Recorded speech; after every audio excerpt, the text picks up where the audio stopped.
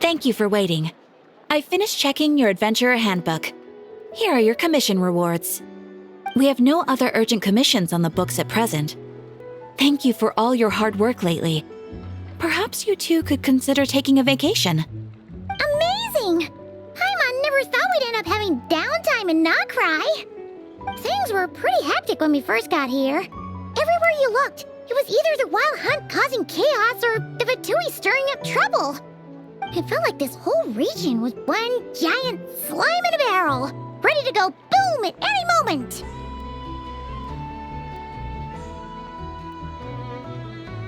Sure have. Things were looking pretty dicey, but in the end, we managed to turn it around. Whoa! Paimon just got deja vu! Oh, that's right. It's because we've done this like a million times now. Ah, yes. Are you two aware that the Moon Prayer Night is soon to take place? Oh, yeah! Llama told us that was coming up soon. Wait, why do you mention it, though? Do people in Nasha Town celebrate it, too? Paimon thought it was just for moon goddess worshippers. You're partially right. Most people in Nasha Town just see the festival as an opportunity to do business. They do not concern themselves with the religious element. The festival was first celebrated by the Frost Moon Scions. On this day, they would wear moon prayer blossoms and celebrate the birth of the moon goddess through song and dance. They would also prepare food and handicrafts and give them as gifts to others. Over time, it became Nodcry's most lively festival. Oh, sounds like fun!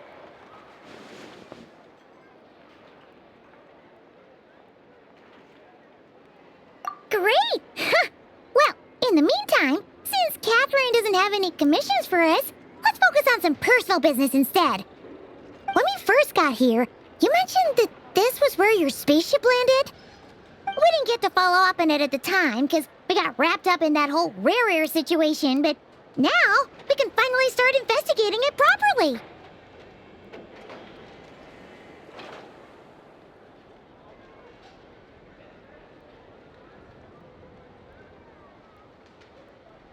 Well, there's a saying Paimon's heard around these parts, which goes, if you lift up a rock, you'll find something you weren't looking for. By that logic, you'll never find what you're looking for while you're searching, but the moment you stop looking, it'll jump right out at you.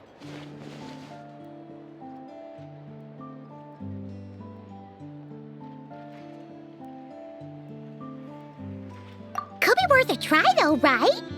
Anyway, Paimon suggests we focus on other stuff we want to do for now, and just keep an ear out for spaceship-related intel as we go.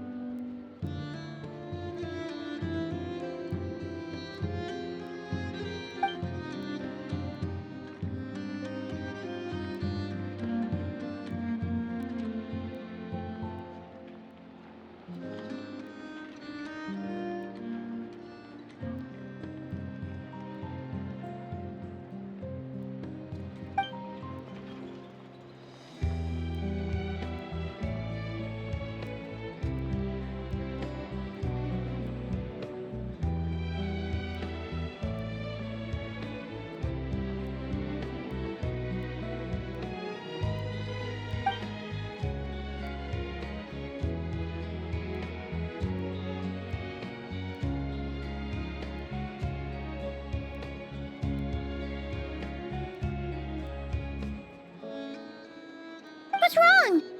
You look super serious all of a sudden.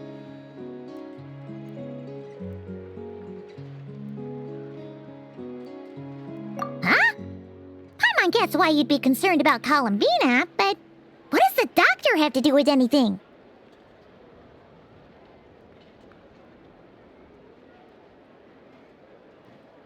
Oh, that's true. And now that you mention it, we're definitely overdue for a showdown with the Fatui. It is weird that he hasn't shown himself this whole time. What could he be up to?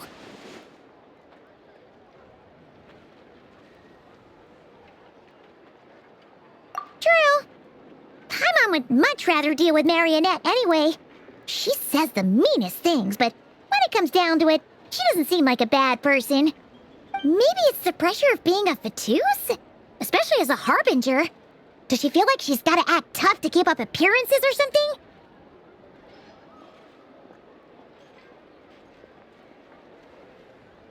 But then, every time we headed out with Rarier, she always wound up having to repair Polonia and her other robots.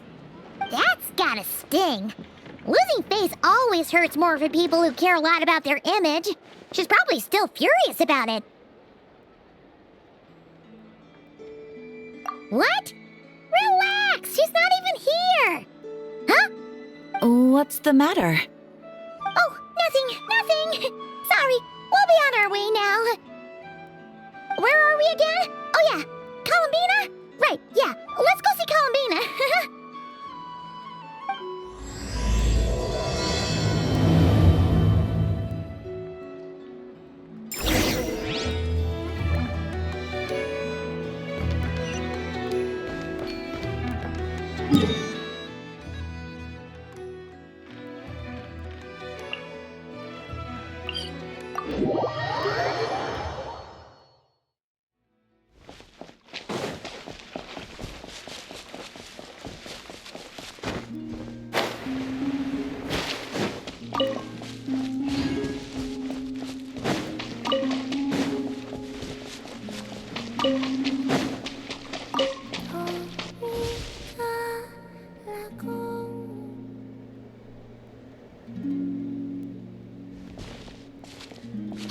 She's sitting up! Is me sitting here a rare sight? No, we just thought you'd be resting. Perhaps I would have been, were it not for the sudden arrival of some unexpected guests. Not that I consider it a disturbance. After all, you are the only ones who are free to enter. Would it not be a little unfriendly of me to lie down while we speak? I didn't realize you put so much thought into little things like that.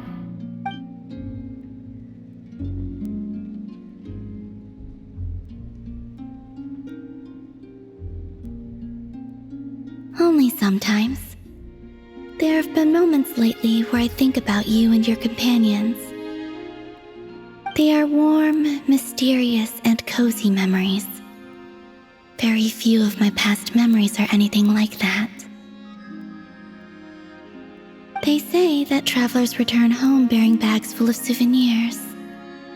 But my luggage was empty, and I believed it would stay that way. Return home? So, you're still planning on returning to the moon? Yes. This planet continues to reject me, reminding me that I do not belong here. If I remain into that, there will come a day that I disintegrate. And I don't mean reduced to dust or turned into food for the flowers. I mean, I will cease to exist entirely. Alright then. Well, we're sure gonna miss you. But it sounds like we'll have to say goodbye. How do you intend to return? The moon prayer night is soon to arrive. On that day, the moon will be closest to Devat. The Kuvaki in this land will reach its peak at that time. I merely need to grasp the tide, and with relatively little effort. Oh, Paimon gets it! It'll work like a slingshot! You make it sound like she's gonna get blasted up to the moon. If I did that, I suspect I would crash into the false sky. I will be using a much gentler approach. But I do like the analogy. It's fun. You see? She gets Paimon's sense of humor. In the blink of an eye, the time has come to part ways.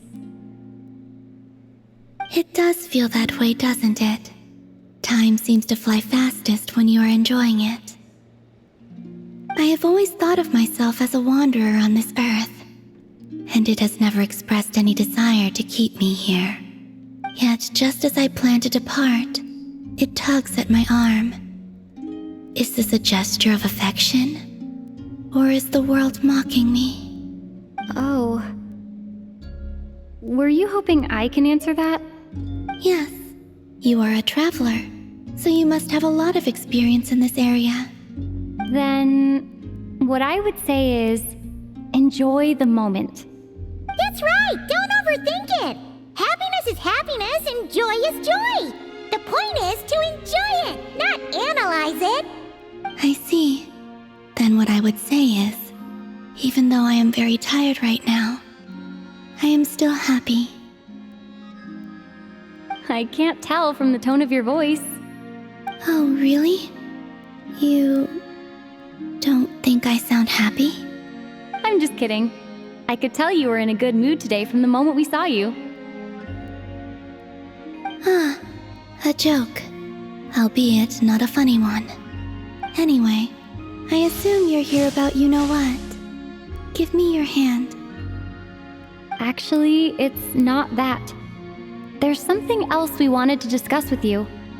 Oh, then, do you still want to give me your hand? Or not? Sure.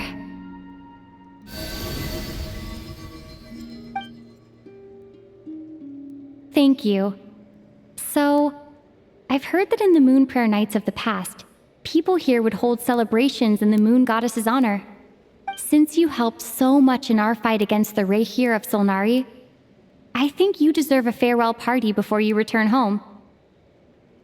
I haven't asked everyone else for their opinions on this yet, but I'd like to invite you to join the upcoming Moon Prayer Night. I've never joined a Moon Prayer Night before. I'm not sure what I would even do. Oh, don't worry about that! We take care of everything! All you need to do is show up.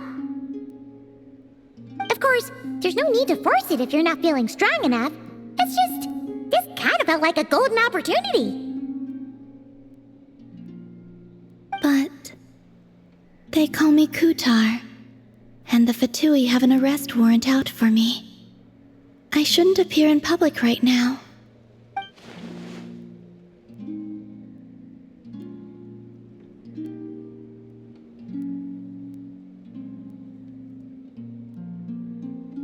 I'll make it work. You have my word. Yeah, we got your back! Well, she does. Paimon's actually not too sure what she's planning. All right, if you're sure. I will not refuse your invitation. I suppose it wouldn't hurt to pack a few more sights from this world into my suitcase before finally learning what my homeland looks like. Oh, if you see Lauma, please tell her that my answer to the question she asked me is neither yes nor no. Rather, it is, there is no need. That was kinda cryptic, but sure. Guess it's between the two of you. We'll pass along the message. Bye for now!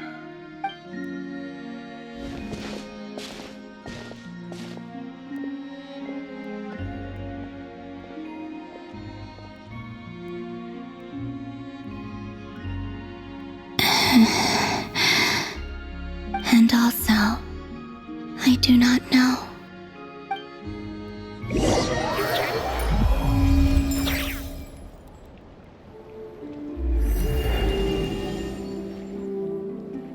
Since she's agreed to join the festival, let's go see who else wants to take part.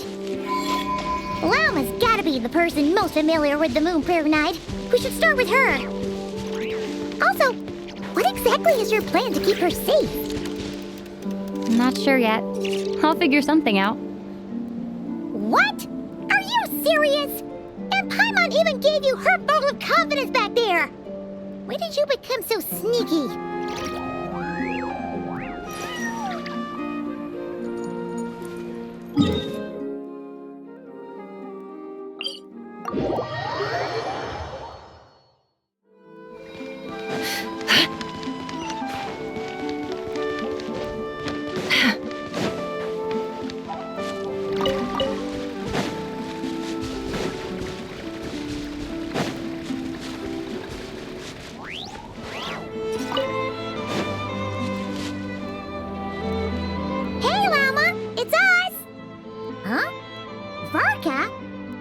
doing here? Beats me. I had a bit too much to drink last night, and when I woke up, I was on Hisi Island. Mr. Varka is helping to oversee Nasha Town's preparations for Moon Prayer Night. He is here to go over some details regarding the decorations and custom cloth designs. Right, yeah, that too. What do you mean, that too?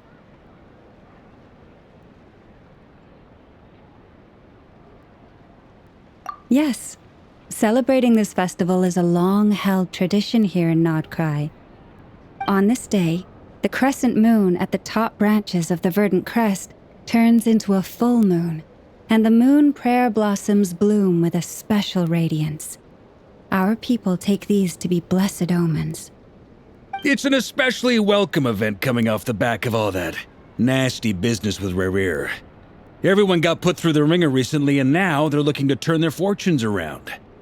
The big shots in town all agree that a big, lively celebration is just what we need to rebuild people's faith in this place. No wonder Catherine said the people weren't so bothered about the religious element. That's right. It's become more of a local custom by this point. The celebrations have little to do with whether the religious stories behind this event are true or not. Even the Frost Moon Scions are eagerly awaiting the coming of Moon Prayer Night, despite now knowing that their past beliefs were founded on a falsehood. That's fair. It's a bit like the lantern ride in Liyue. It's a chance for people to enjoy themselves, not debate the existence of the Adepti.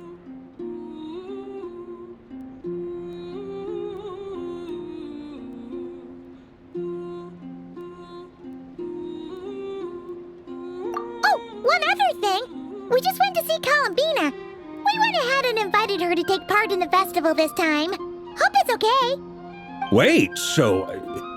you mean she agreed to it? Huh, that's quite a surprise.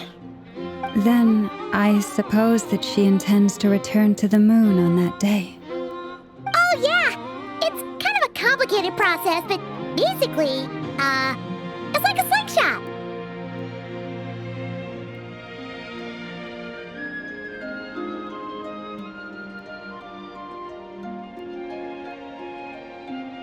I understand. In truth, I had a feeling that she might make such a decision. Well, if Kuthar has decided to participate in the festival, we should prepare accordingly. Yeah, exactly. She was saying how it could be risky for her to show her face in public. We were wondering if there was any way we could hide her. Unfortunately, the people who carved the statues did an excellent job of capturing her likeness. It will be very challenging to hide a goddess whose face everyone is so familiar with. Darn! We may have bitten off more than we can chew here. Nah, don't sweat the small stuff. We can handle that. Huh? Are you saying you have a plan? Not as such, no, but the most important thing with a festival is to keep the mood light and your spirits up. You can't go preparing for a festival with those long faces. You'll never convince anyone to enjoy themselves. The Mondstatter spirit is strong with this one. As it happens, I agree with Mr. Varka. Let's start by making our appreciation for Kuthar the beating heart of the festive atmosphere. And who knows? Once we get the ball rolling, perhaps everything will just fall into place. Hey! Did you catch that? Lama said the thing! Or close enough at least. I'm looking forward to the Moon Prayer Night already. We have a festival in Mondstadt called Windbloom, and you can always tell which couples are celebrating it for their first time by the smiles on their faces. Big, beaming smiles like their whole face is glowing. And I have a feeling we'll get to see that same smile on the Moon Goddess's face at this festival. Not quite the same, surely. Anyway, I'll take care of business in the city, but I'll have to leave the decor up to you and the Frost Moon Scions. No one else can capture that traditional aesthetic quite like you guys. But lastly, there's the final key element that brings the festival to life: companionship.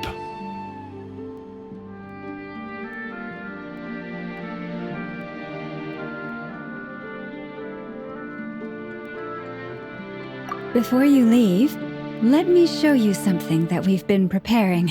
Mr. Varka had asked to see it already, so you may as well tag along. Also, I have some further questions about Kutar's decision.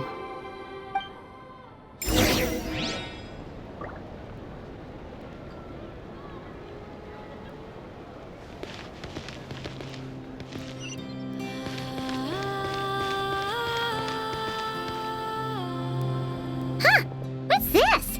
They sure look like they're having fun. I believe so. Kuhenki seem very skilled at playing drums like these, although I'm not sure where they learned it from. Maybe it's an innate talent? In their eyes, they're probably just playing with toys.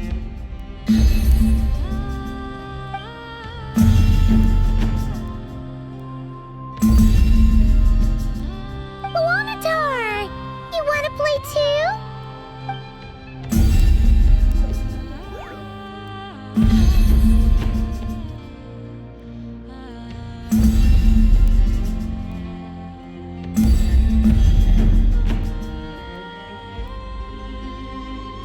Yeah. She looks more confused than anything. Maybe we can teach her next time if we get the chance.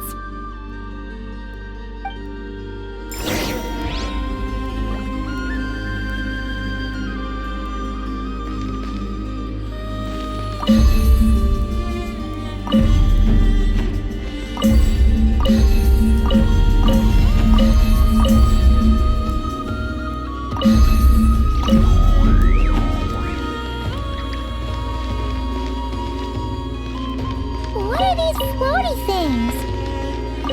Moon veils. We hang them from buildings in the city during the festival. When you look at the sky through them, it creates a lovely misty effect.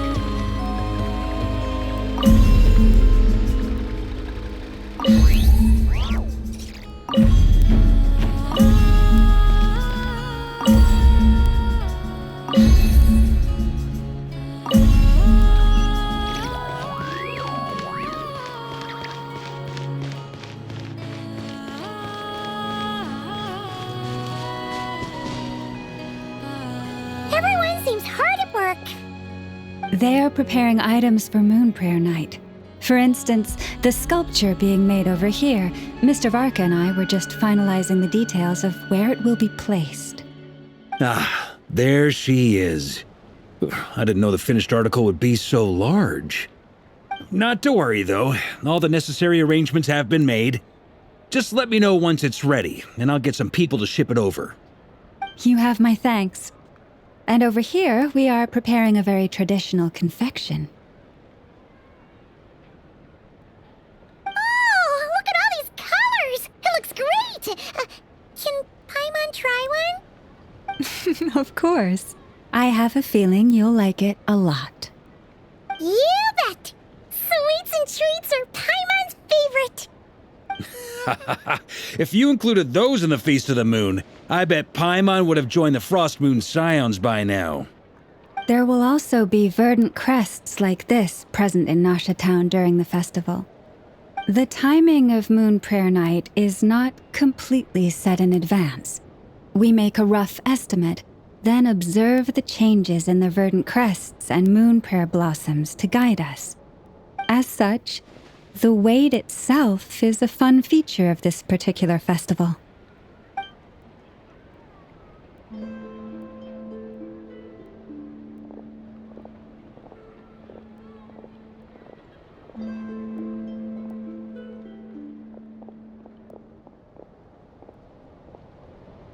Let's talk here. To tell the truth, I am very surprised to hear that Kutar is willing to participate in the festival. I once asked her if she'd be willing to stay with the Frost Moon Scions. I could introduce her to everyone, and we could be a family to one another. She did not answer, but she has not appeared here since. I took this to mean her answer was no. But if that were the case, she would not have accepted this invitation.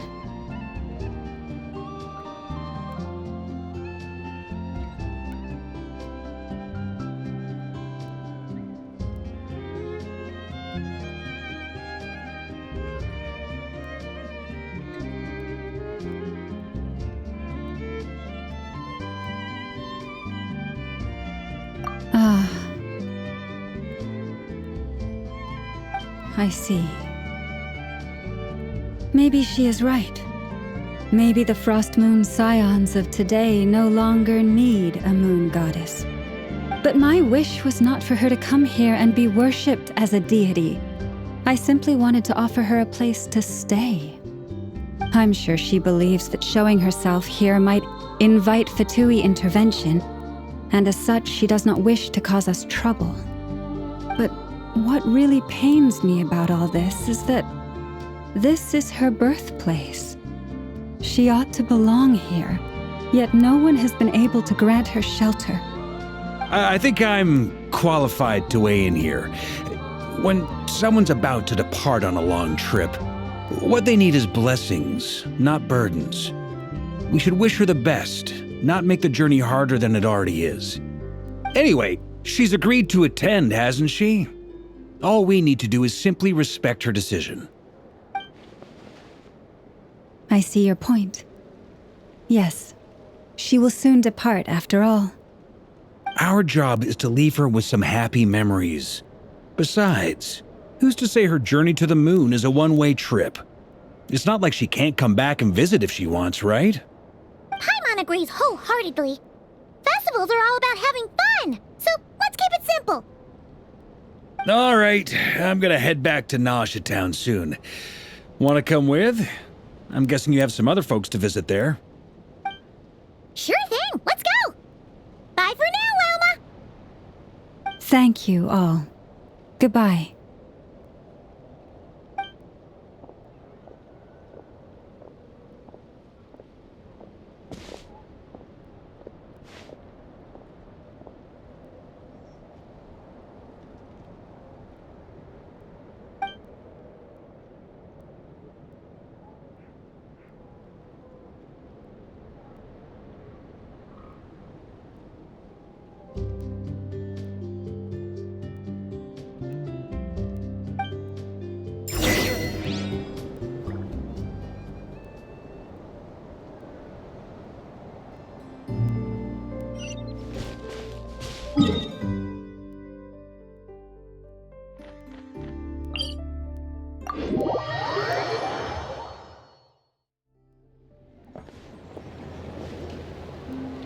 Huh? Hey, over there! It's Durin and Albedo with Flints! What could they be chatting about?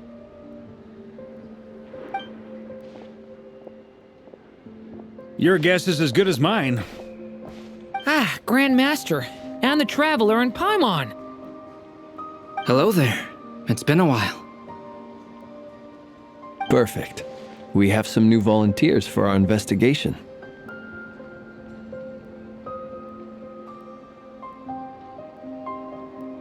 Wait, let me guess. The righteous Lightkeepers are finally ready to hunt down the Abyssal Dragon? Yes, that too. Yeah, right! Oh, wait! Why does everyone keep saying that too? Well, to be precise, the facts match, but not the causality. Wait, so I guessed right? Half right! Don't act so impressed with yourself. Maybe I can explain. We ran into Mr. Flint's north of Nausea Town. At that time, we just noticed a few abyssal creatures out in the wild, but the strange thing was, I didn't detect any traces of abyssal energy on them at all. On closer inspection, we realized that they were not real monsters, but something akin to reflections in the water, or perhaps a mirage. Huh? What do you mean? Like, you could see them but not touch them? Exactly. It was very peculiar.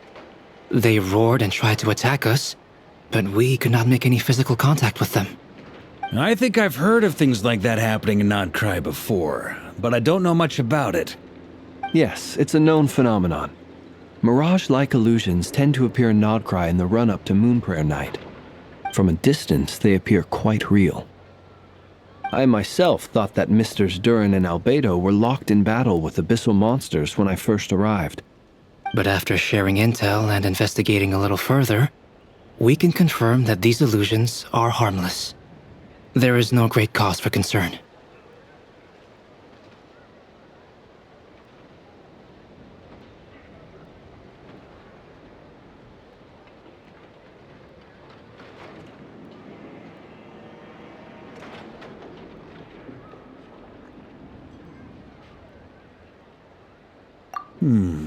All the Mirage stories I've heard are either animals, rocks, or small houses. Abyssal monsters, though? That's a first. It's a first for me, too.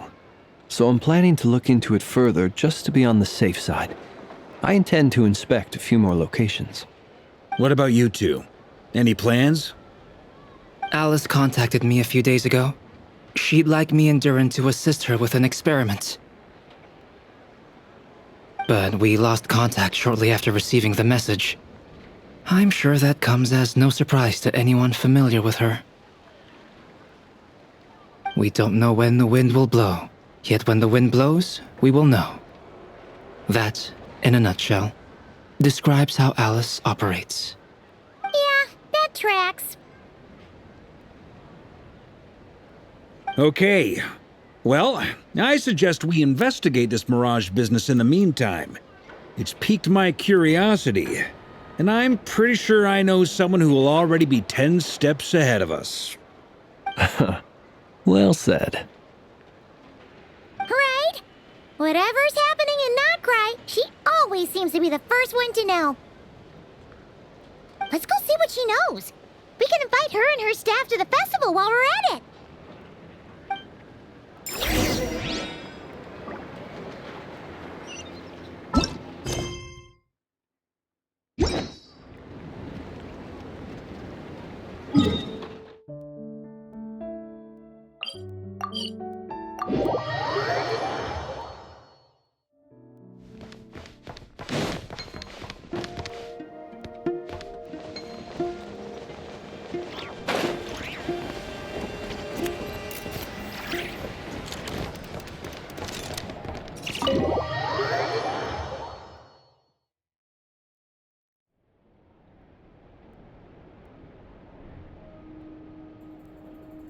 You're right, I have noticed.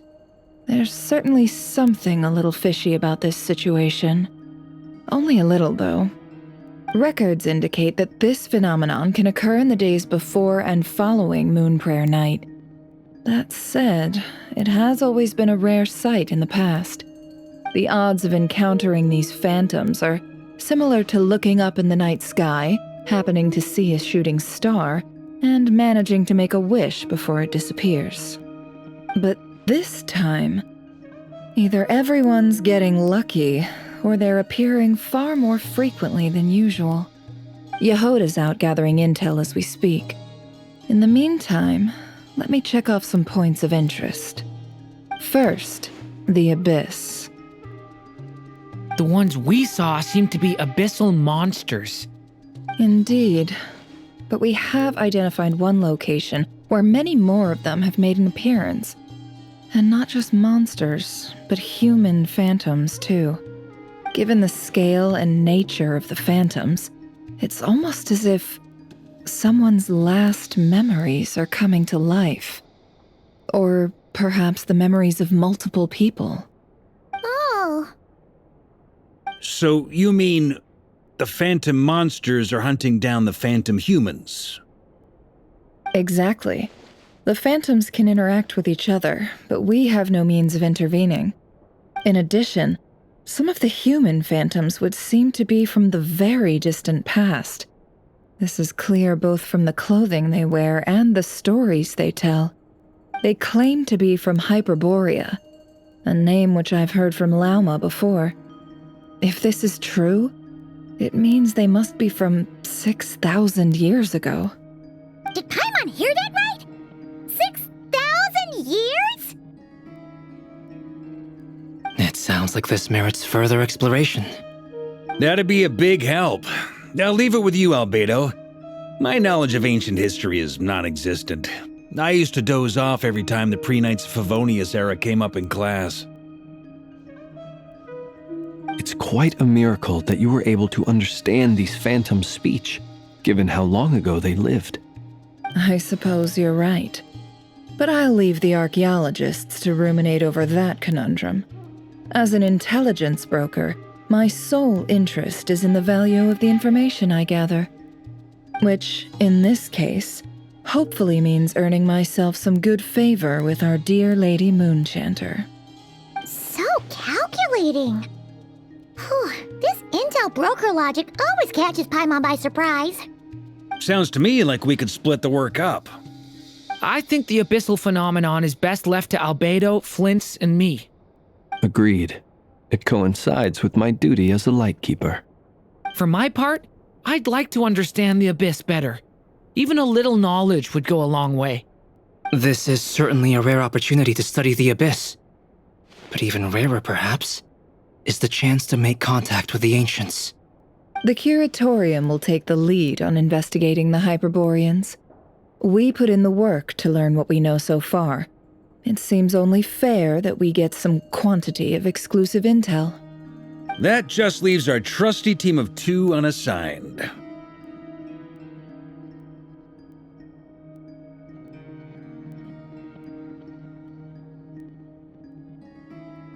Since you became an honorary knight, of course. This was part of my grand plan all along. Ha ha ha! Oh yeah, by the way, we managed to convince Columbina to come to the Moon Prayer Night celebrations. Would you and Yehoda like to join too? She agreed to that? Huh. Quite an achievement. Never underestimate the traveler, I guess. I'd be happy to join. No point shutting myself inside when the streets are all decked out. I doubt any clients will be visiting during the festival in any case. And Yehoda loves a party, so I'm sure she'll jump at the opportunity. No, no, no, no, no, no, no, no, no, no! Way to contradict me in front of... Wait, no, that's not what I have bad news, boss! So many people. All right, everyone inside, quick!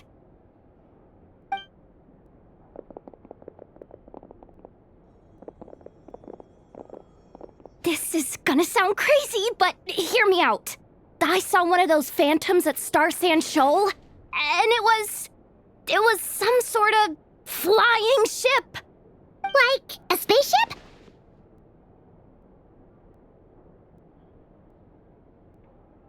That's gotta be the one you came to Tibet in. You said you saw the same thing through the moon marrow, right? Huh? You already know about it? Ugh, I thought I was gonna blow people's minds. Turns out I'm the last to find out. Wait, back up. You came here in a spaceship? Now my mind is blown! What's it like on the inside? Was it like flying through space? I want to know everything!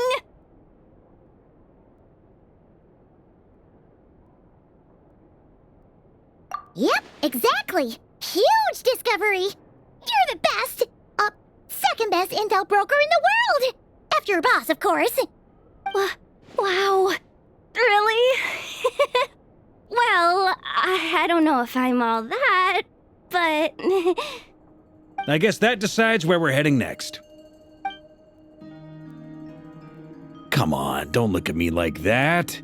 I know the spaceship doesn't have anything to do with me, but you don't want to leave me as the only one twiddling my thumbs, do you? Please? Fair enough. You can tag along. In that case, let's meet back here to discuss our findings once we're done. I wish everyone a productive investigation. You too.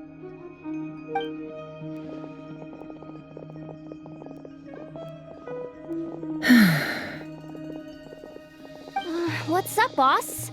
Aren't we gonna head out? Tell me, Yehuda, when did the curatorium start giving out intel for free? Oh, sorry, boss.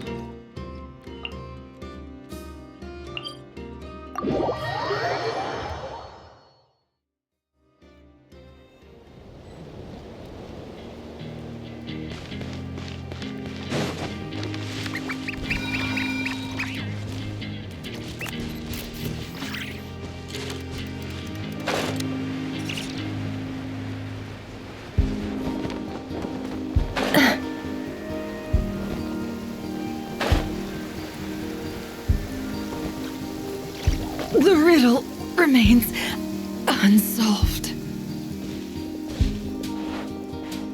Wow, what do you know? Yehuda was right on the money. This phantom really is your spaceship. But that's so weird. Why would it show up here? Is it some kind of projection? Or a ghost? Like, maybe it no longer exists, but somehow it left an afterimage? Ah, you're already here. Miss Lauma, what a surprise. I thought you were busy with festival preparations. I was, until one of our people informed me that a strange sight had appeared at Starsand Shoal. No one's ever seen something quite like this before. I thought I should see it for myself. Same here. Oh, so we heard that these things appear around the festival period. Any idea why that is? Unfortunately not. We have very limited information about them, since they can't be interacted with. And no human phantoms have ever made an appearance before now. The most we've been able to deduce is that these sightings appear to be connected to the increase in Kuvaki energy around this time.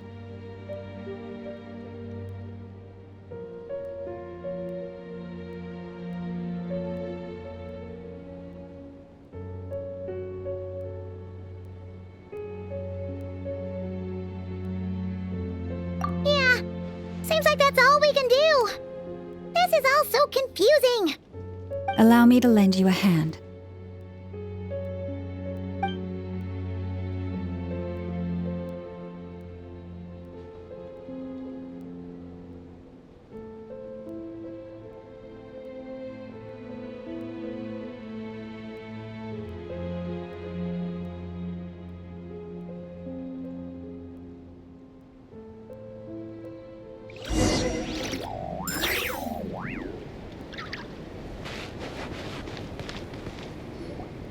Everyone, our friend here should be able to provide us with some information.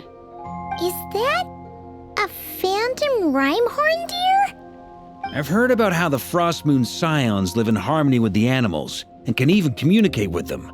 That's coming in handy now, for sure. Okay. Yes, I understand.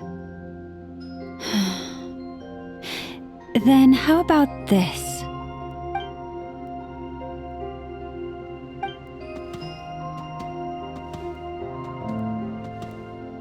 Oh, it's leaving. It appears to share our curiosity about this giant spaceship, so I asked it if it wouldn't mind investigating along with some friends. In return, I told it about some nearby spots where the wild fruit grows abundantly. We may live in a different era from these phantoms, but I trust that the terrain, climate, and ecology here are more resistant to the effects of time than some things are. Let's give them a moment and hope for the best.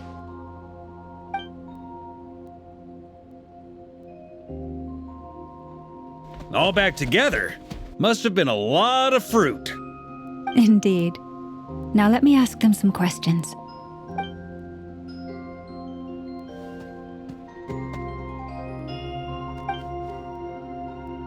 it did find a lot of wild fruit, enough for them to feast for a long while. This puffin circled in the air several times, but didn't spot anything out of the ordinary. Certainly nothing to do with the spaceship. Huh. Well, it definitely makes sense to get a bird's eye view. Indeed. Other than that, I was also thinking that the world these phantoms see is also different from ours. Oh, I get what you mean.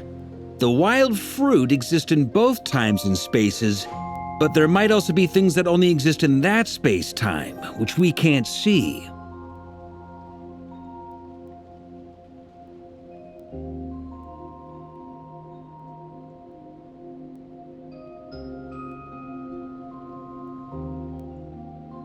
Good point.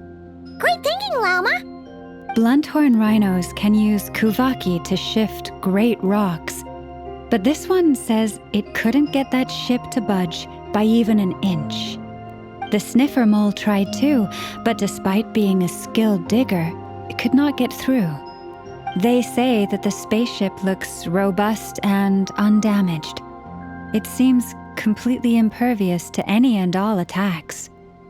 Whatever lies within is well defended from harm. So, just like us humans, there was nothing they could do about this spaceship either. Yes, still, they deserve our thanks. We are grateful for all your efforts, dear friends. Now go, and enjoy your feast. I've noticed some other human phantoms gathered nearby. Come on, let's go talk to them.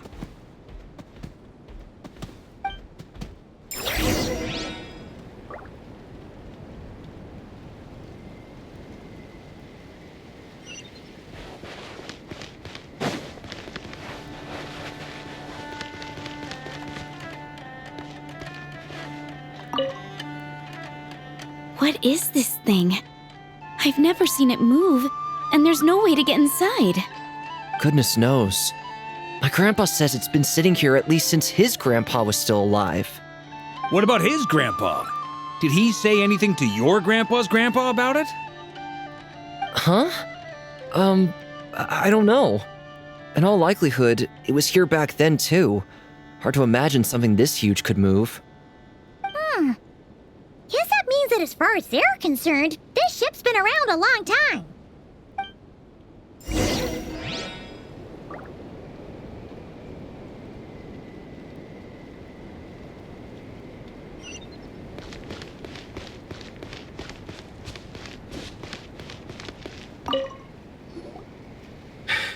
Come on, brothers! If we can get even a small chunk off of this thing, it's gotta be worth a fortune! Today is the day we strike it rich. Huh? You mean Paimon? Yes, brother, I shall join you. Let's make our fortune. We should go with them. What the? This thing is crazy tough. I can't even scratch it. What's it made of? Sorry, brother. Looks like we'll have to seek our fortunes elsewhere. Enjoying yourself? I was just seeing if I could influence this phantom's perception by playing. But nope, no dice.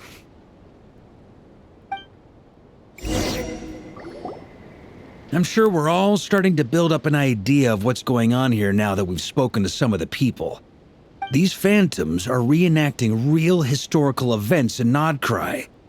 It's almost like we're in some kind of interactive stage play.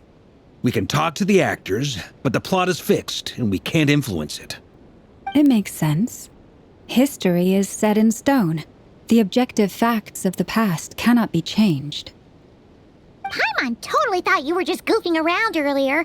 But actually, you were doing some serious investigating. Of course I was. Anyway, at this point, I think we're forced to conclude that although the Phantom spaceship is right there in front of us, we aren't going to learn much about it from these people.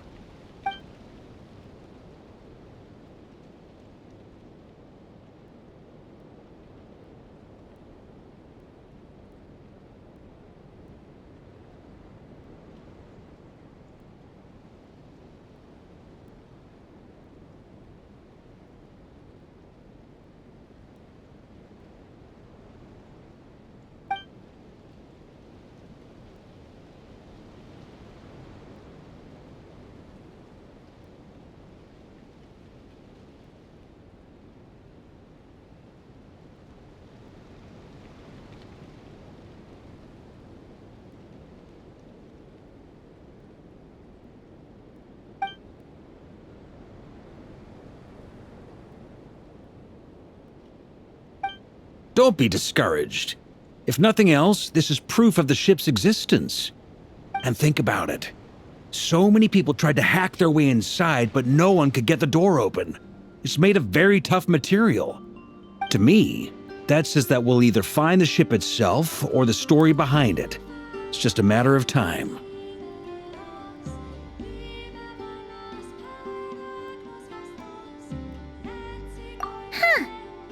Every now and then, when Varka gets serious, he actually does seem like Grandmaster material for once. I wonder how the others are doing. Let's head back for now. Sounds good.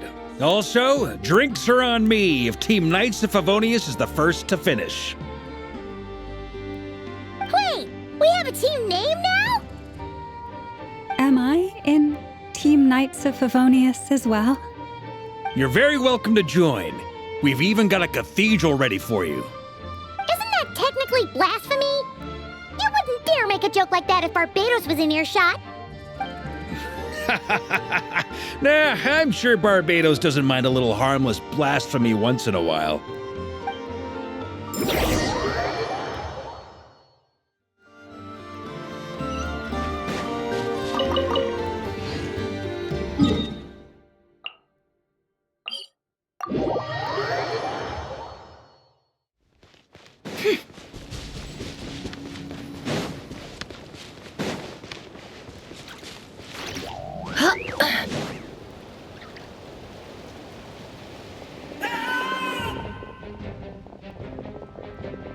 Oh, no! Get away! Oh.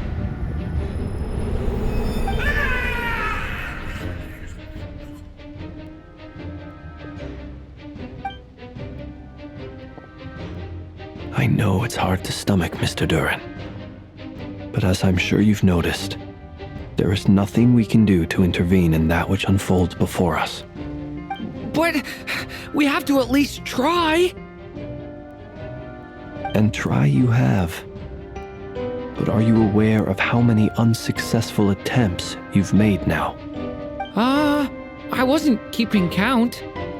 I'm afraid this is the 39th failure so far. Or the 5th if we're only counting this particular victim. There are no indications that these phantoms may be altered in any way. You seem to have calmed down a little. I'll make us a fire. You should rest and have some water. Feeling any better now, Mr. Duran? May I ask a few questions? Be my guest. What exactly are we witnessing here? What happened to those people? My guess would be that we are seeing Nodcry during the Conrian Cataclysm. Would that be accurate? Conria. That is correct. As you know, once the Abyss senses even the tiniest crack, it floods in and spreads like wildfire. There was a time in the distant past when it permeated all of Nodcry, causing immeasurable harm. The people paid a terrible price to heal this land. Then 500 years ago, the whole of Teyvat suffered an abyssal disaster. Once more, Nodcry was dealt a devastating blow. I see. In the face of the abyssal onslaught, all were like grains of sand tossed around by a tidal wave. Be they human, fae, or god. The moment you witnessed is but one drop in a whole ocean of catastrophe. All right. I guess that answers my second question, too. I wanted to know why there's nothing I could do to help them, and that's because what we are seeing is history. That would be my guess as well. As I understand it, history and fate are not all that dissimilar. The latter may be unseen to us, but both are immutable. Yes. Fate was determined long, long ago. I still have a couple of other questions for you, Mr. Flint's. You mentioned more than one abyssal disaster that has struck this land in the past. How can you be sure that what we're seeing is from the Conrian incident? And also, How are you able to stay so calm when you're talking about these events? From everything I know about you, you're not cold or ruthless, and you're not indifferent to the suffering of others. Alas, I am forced to show my age. I must be 600 or 700 years old by human measure. Wait, so you... One is not easily moved by history when one has witnessed the truth firsthand. I'm sorry. You needn't apologize. Your passion is a good thing to have. Treasure it, because someday you may find it in terribly short supply. Now, at the risk of offending you, I have a question in return. Your curiosity toward the abyss, is it born from hatred or because you sense its call? I only ask because I kept a fragment of Rerear's body in my lantern for a short time, specifically his heart. So I know what a burden it can be to carry the abyss with you, and I hear its power growling from somewhere within you. In my eyes, your mere existence is a miracle. My honest answer is... I don't know. I don't think I have the confidence to say for certain.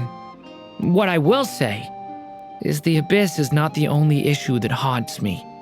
Even before I became who I am today, the question dogged me constantly. Should I even exist at all? My doubts remain unresolved.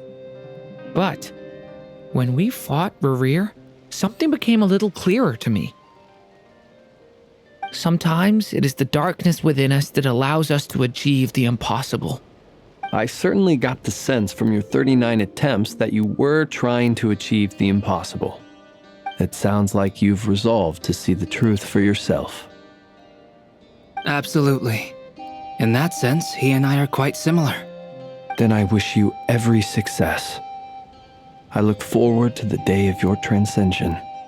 Well, if everyone's caught their breath, I suppose we should head back. Oh, and one last thing. I'd appreciate if you kept our discussion about history a secret.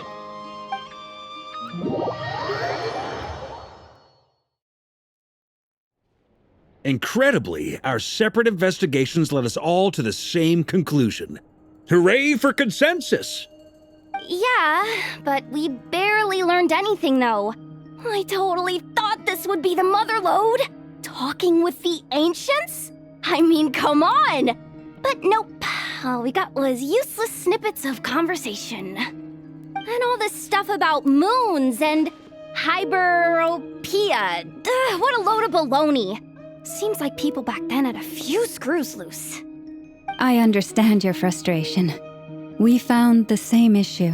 Each phantom only showed a very brief moment in time. There isn't much value to be found in these miscellaneous fragments of a civilization's history, no matter how glorious it may have been. If there's a silver lining, it's that these phantoms are harmless to the present reality.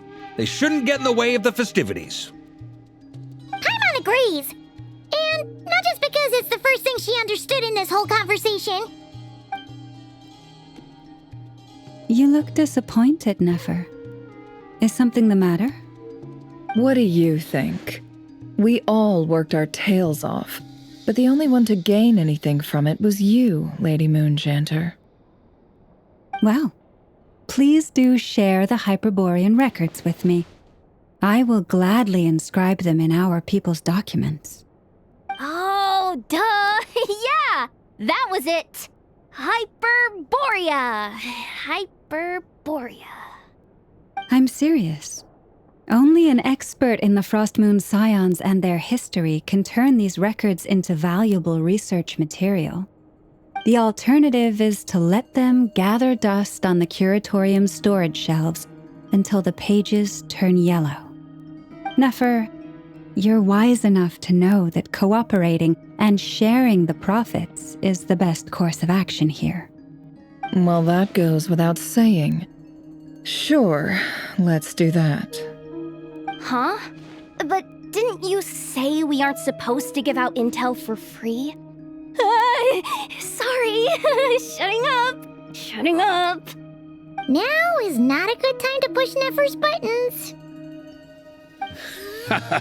Anyway, back to Moon Prayer Night. I'm thinking that we should prepare something a little special, aside from the usual decorations and so on. You mean a parting gift? Can't go wrong with food. Although, does food go bad on the moon? Perhaps a lantern would be a better choice. It might be dark up there. It could prove difficult to light a lantern on the moon. Magical stones might serve that purpose better. What about a clockwork mecha model from Fontaine? I've got a whole bunch at home. I use them for fighting practice in my free time. None of these sound like things she would be even remotely interested in. But we don't interact with her enough to know what she likes. Yeah. It would really save us the guesswork if someone could find out what she's into. Wait, what the? Traveler? They're all looking at you.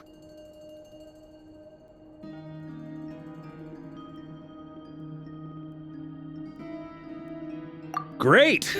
Haha, problem solved. Now, I need to stop by Dory's. Gonna need her help sourcing a bunch of stuff for the festival. Then let's leave it there for now.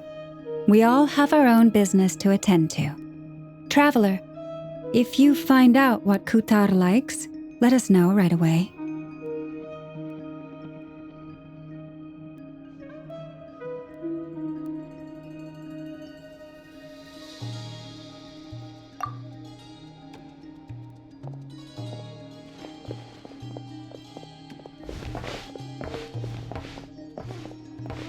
Is something the matter?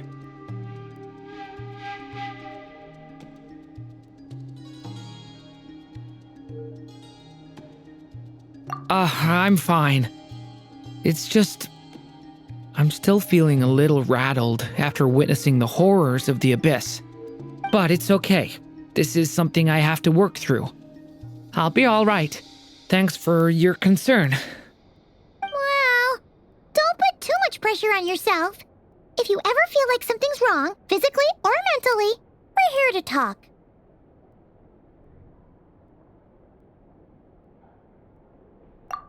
Come on. Stop treating me like a kid.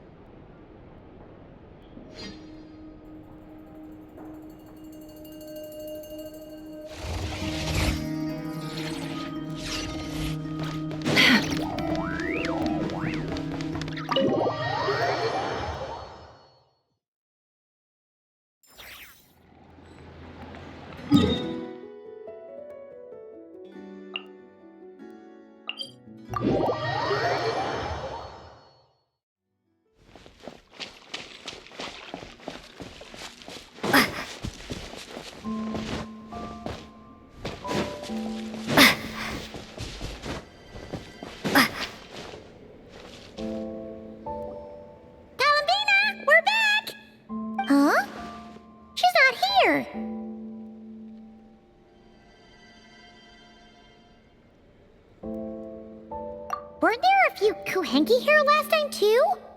Where did they all go?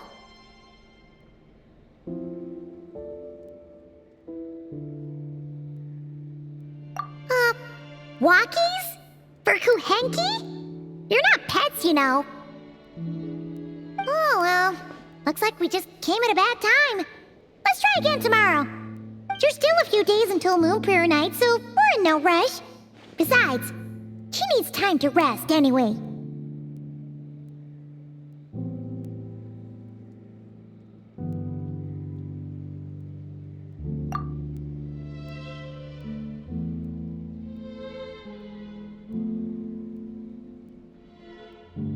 Kalamina! Are you back yet? Oh, how strange. Looks like she still isn't here.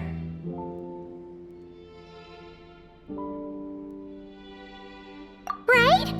It's not like her to spend so much time outside, especially Especially since she's worried about attracting unwanted attention.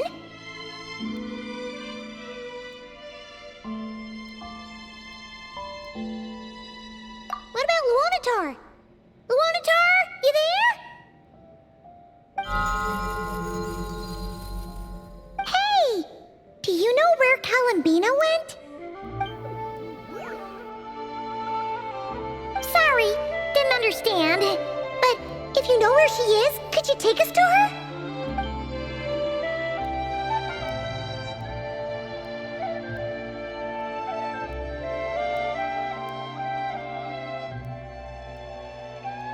Yeah, that's even stranger.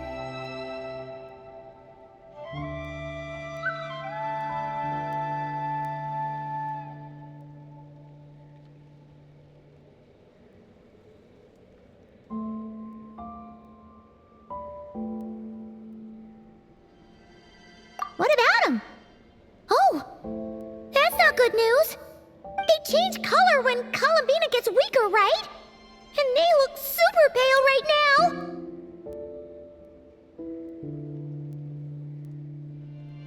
Good idea.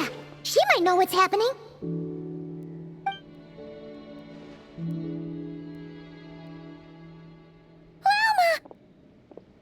Ah, it's you. How is Kutar? Is she okay?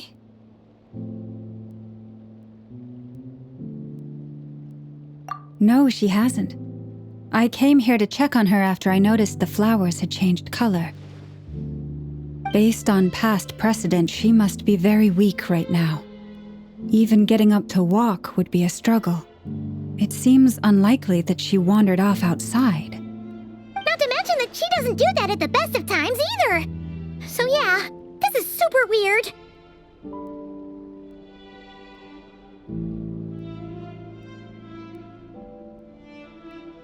No. Very few people are in the know about Kutar's whereabouts. And if anyone suspicious had visited, they'd have left some sort of evidence. Come on, let's go to Nasha Town. If anyone has seen her, someone there will know about it. It's not Cry's information hub after all. Makes sense. Let's go!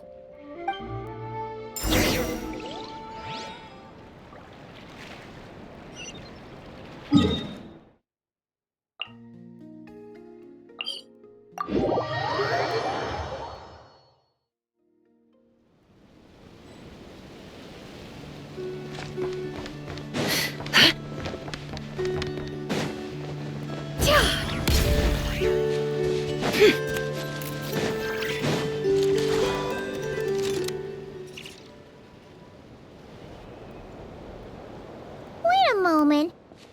Is it just Paimon, or is this stall kind of suspicious? It's never been here before, right? No, I don't recognize it. Alas, your free and easy adventure time is over. Now, prepare to face the final boss of Nod Cry. Whoa! Where'd that voice come from? Not sure, but it's definitely hostile. No, not that way. The final boss is right here. The sniffer mole? That's the final boss? Surely not. Also...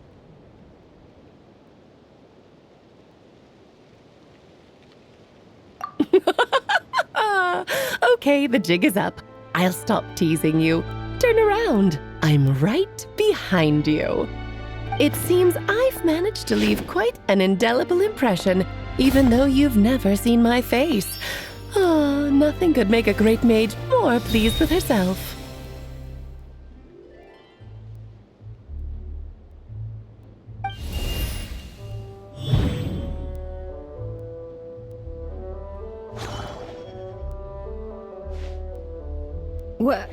What is going on?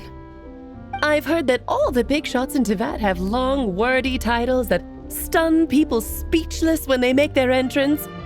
Unfortunately, none of them are affiliated with the Hexenzirkel, and we ourselves keep a very low profile. The notorious name-dropping doesn't quite work for us. Still, I, for one, think I'm really quite amazing. So that didn't stop me from coming up with a title anyway. Alice? It's really you this time? Not a lantern or a dodo, but Alice in the flesh? Oh, that's right. So, what do you think? How does it feel to finally meet me? You look like...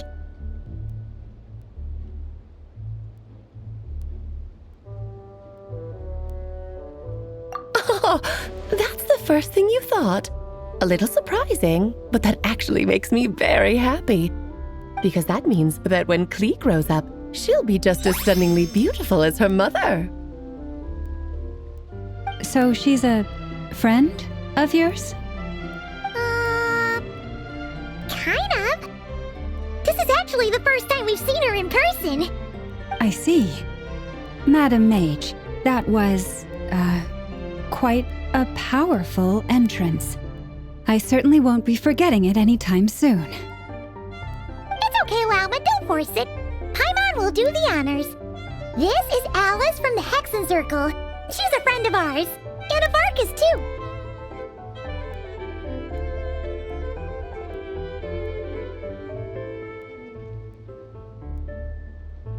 That's right. She's a good person, just kinda unpredictable. Well, what is the human heart if not unpredictable? Hmm? If we could not do as we please, how would we differ from machines? I am Lauma, Moon Chanter of the Frost Moon Scions. It is a pleasure to meet you. Oh, I know. Before you got here, I spent a good, 15 minutes getting up to speed on Nodcry's present situation. In other words, I've read the whole in the last episode part, so we can skip the pleasantries. Fair enough. Well, Miss Alice, I can already tell that you have quite a unique personality.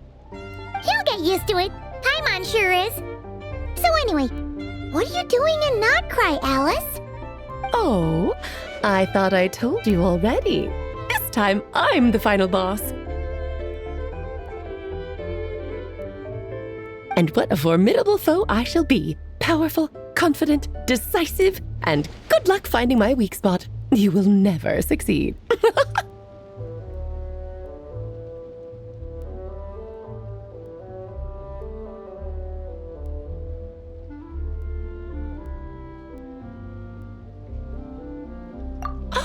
Oh, drat!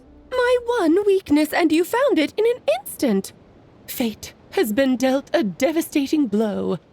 Thus falls the great Dodo King. Why are you playing along with this nonsense? For funsies, of course. What's wrong, Paimon? Are you disappointed in me? Am I a gigantic letdown? No, it's just... You seem like a busy lady. And this is the one time you've shown up in person. Paimon figured it would be for something more high stakes than just goofing around. You're quite right. I'm here in Nodcry because something big happened. Something big enough it caught the attention of the Hexen Circle. It concerns the 3 moons, Tevat's borders, and of course, the moon goddess you are currently searching for.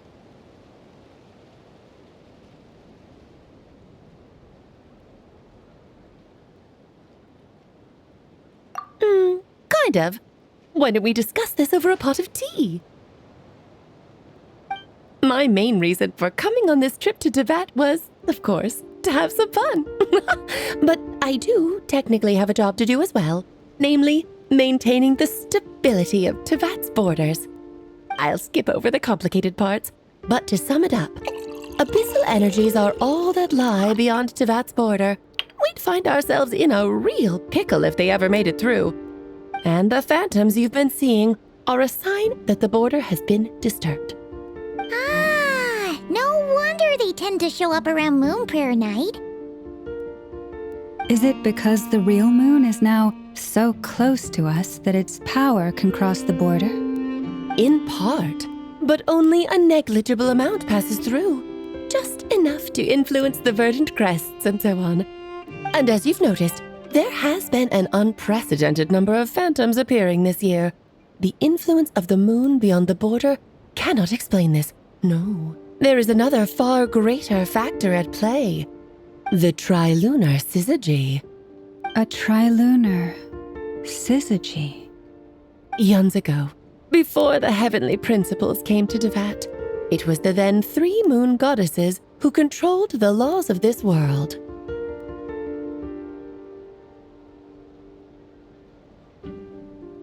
Oh, that's exactly it! The 3 goddesses split these powers amongst themselves, promising never to consolidate them into one singular body. This was meant to keep the world stable.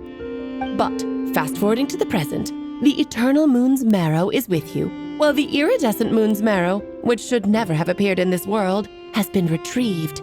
Add that to the presence of a moon goddess in the flesh and... the power of all 3 moons is gathered here in Nocturne. There hasn't been an event like this since the War of Funerary Flame. And it's having a noticeable effect on Tevat's borders.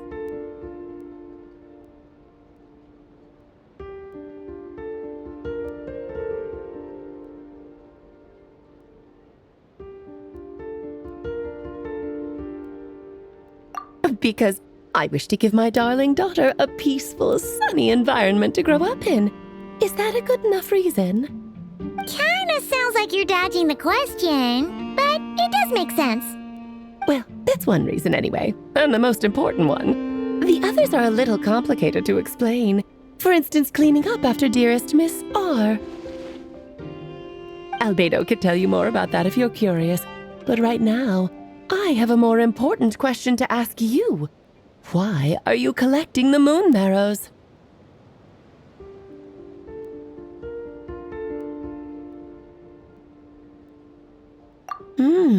I see. Nicole told me about that legend once. Nicole? You mean Mage Anne? Oh, so you remember.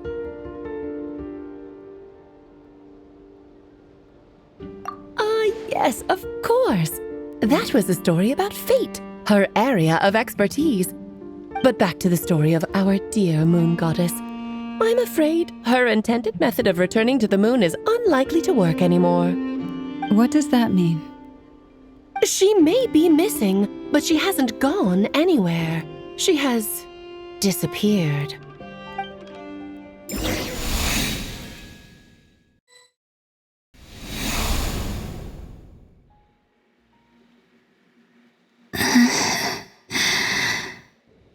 My body is so heavy. Wait, no. It's my mind that's heavy. My arms and legs are as light as a feather. What's happening to me? I feel drowsy, like I've been asleep for too long. Is it daytime or nighttime? Is the moon out? I think I'll go for a walk.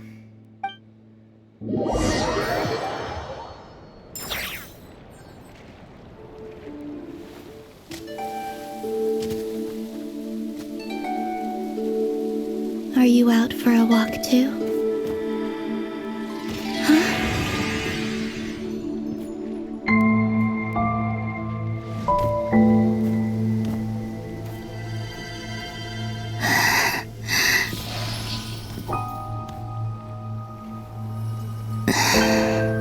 The day has come at last.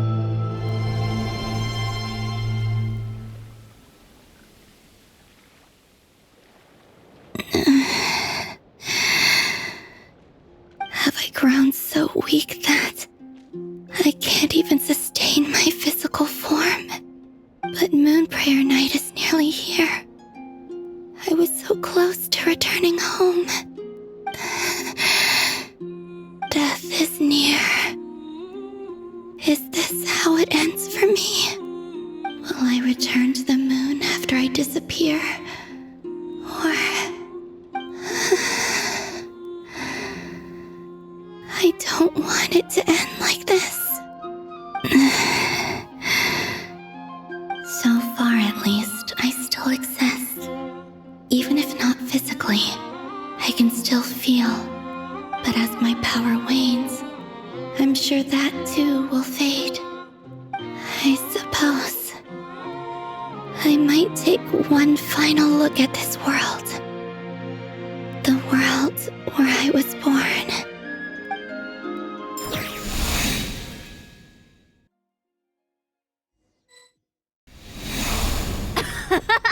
Come on! Come on! Wait for me!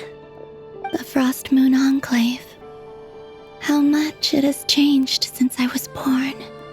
These decorations, they're so heavy. It's times like these when you kind of wish men could be priestesses and acolytes too. How fascinating. I've never had the chance to be privy to people's private lives in this way. In the past, people would get so solemn and serious the moment I showed my face, like they were frozen stiff. Karina, Lametti, it's time to eat. Coming!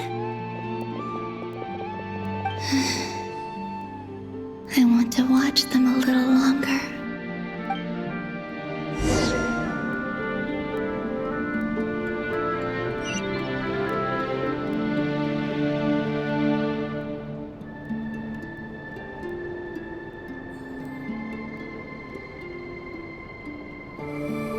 So just fill these balloons with air, right?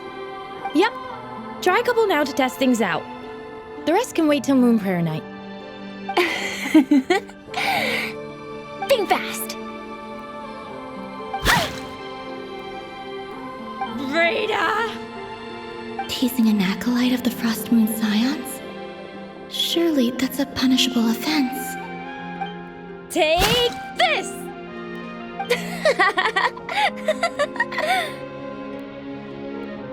Huh?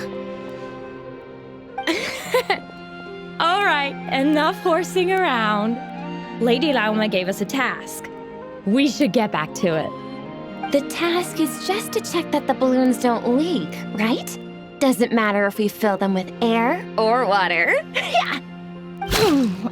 Okay, you got me there. And you got me there. But still, we can't use all the balloons before the festival even starts. We won't use all of them. And as long as Lady Lauma's trusted acolyte doesn't snitch, this can stay as a little secret between friends. A couple more can't do any harm, right? Oh, you menace. Then, think fast! Is pumping a balloon full of water really so much fun?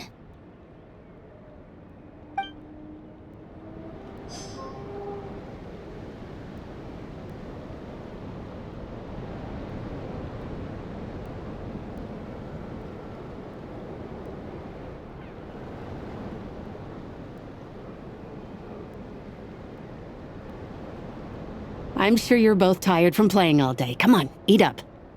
A plain, humble meal. That has always been the way of the Frost Moon Scions. Huh? How come Lametti got a midsummer berry dessert? Oh, I always get Lockaberry. I don't mind sharing. You can have a bite of mine if I get to have a bite of yours. They're sharing food?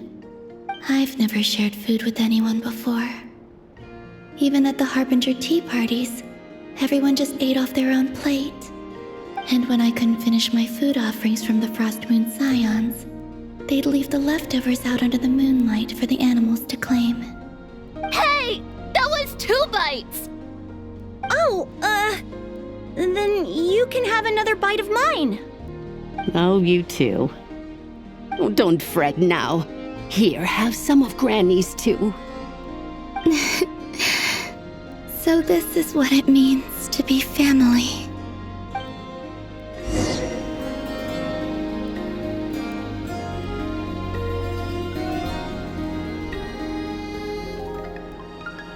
I'm seeing so much that I'd never usually get to see. They'd never act like this when I was around. It's nice. to just watch people in peace in these final moments. What a rare opportunity. I think I'll go take a look around Nasha Town too. Maybe the Traveler will be there.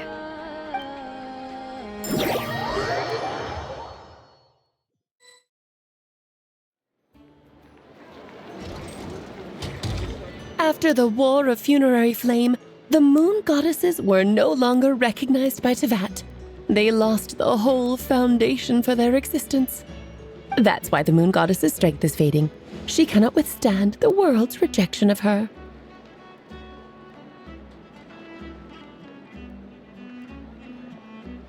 To be more pedantic about it, the moon goddesses did something to offend the heavenly principles, and that's why they were ousted. Something of a recurring theme in Tevat's history. Theoretically, speaking so candidly should put me in their crosshairs too, but they can't tell me what to do. I'll say whatever I want. Anywho, the Moon Marrow energies were but a drop in the bucket for her, and that battle against the Ray Hair of Solnari only weakened her further. Fortunately, it happened close enough to Moon Prayer Night when the Kuvaki concentration here is high. That's the only reason she managed to survive this long.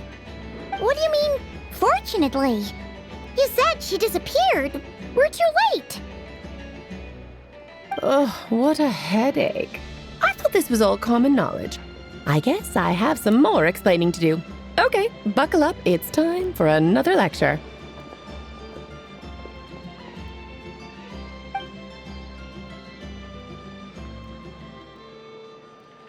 Now, I said earlier that the moon goddesses lost the foundation for their existence. The reason for that has to do with the natural order. Basically, the rationale for their existence in Tevat was lost. The same logic applies to the present moon goddess too. Consider her existence so far. Her comrades in the Fatui called her Damselette. And she was worshipped as Kutar by the Frost Moon Scions. But these connections have now been severed, whether by her hand or yours. So, the rationale that once sustained her existence is now gone. Wait, we did that to her? Oh, well, strictly speaking, yes.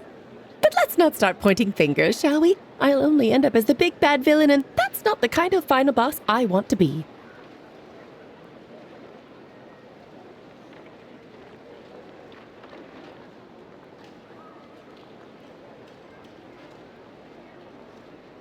Of course I do. I'm only the greatest mage in the whole entire world. Now, if you wish to find your moon goddess, there are two problems we need to solve. Firstly, we'll need to strengthen the connection between her and Tevat, at least enough to sustain her until Moon Prayer Night. Strengthen her connection? But does that mean I'll have to rally all the Frost Moon faithful behind this? I'm afraid a bygone faith and a former home won't be of any help to her now. Do you know her name? Her name? Yes. Names are very important things. A name is a fundamental concept that anchors one's entire existence.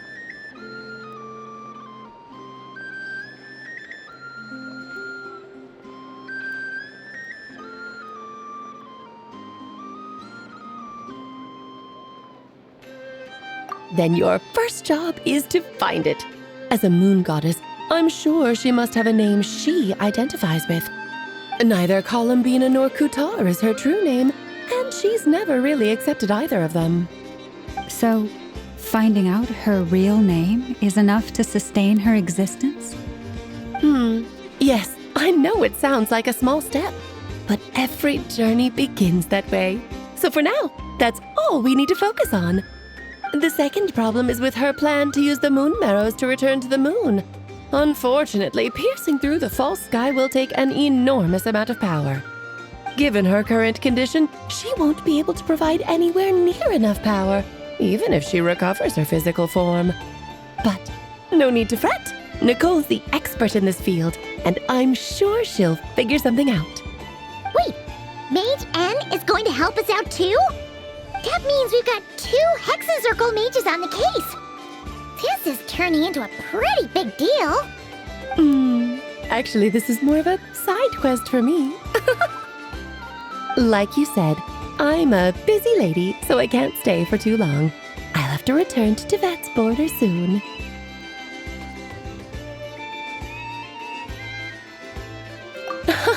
That's the upside you get for looking out for my little Klee. Hopefully that will incentivize you to carry on keeping her company in the future. Anyway, jokes aside, you'd better get moving. It will take quite a miracle for the moon goddess's consciousness to hold out till moon prayer night. Oh, I suppose I might as well tell you where Nicole is before I leave. Off you go now. Time to meet your new friend. Oh, yes, and a little suggestion. Don't forget to mind your heads. What? I wonder how Durin's doing. I should really go see him before I head back. You really are super busy. I most certainly am. There's so many children I have to keep tabs on just in Mondstadt. Durin, Albedo, Venti, Varka.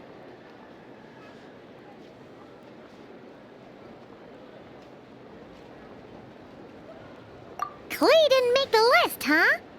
Of course not. Klee is my pride and joy. I have no qualms about her, because she's the best child in the whole wide world. Yep. Klee's a little angel. I'm glad you agree. Well, all the best. See you when I see you.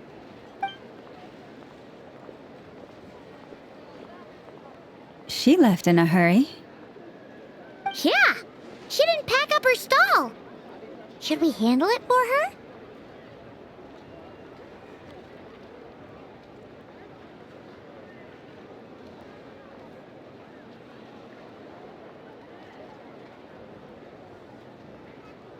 I must say, I'm now very curious about her daughter. Klee, wasn't it? What's she like?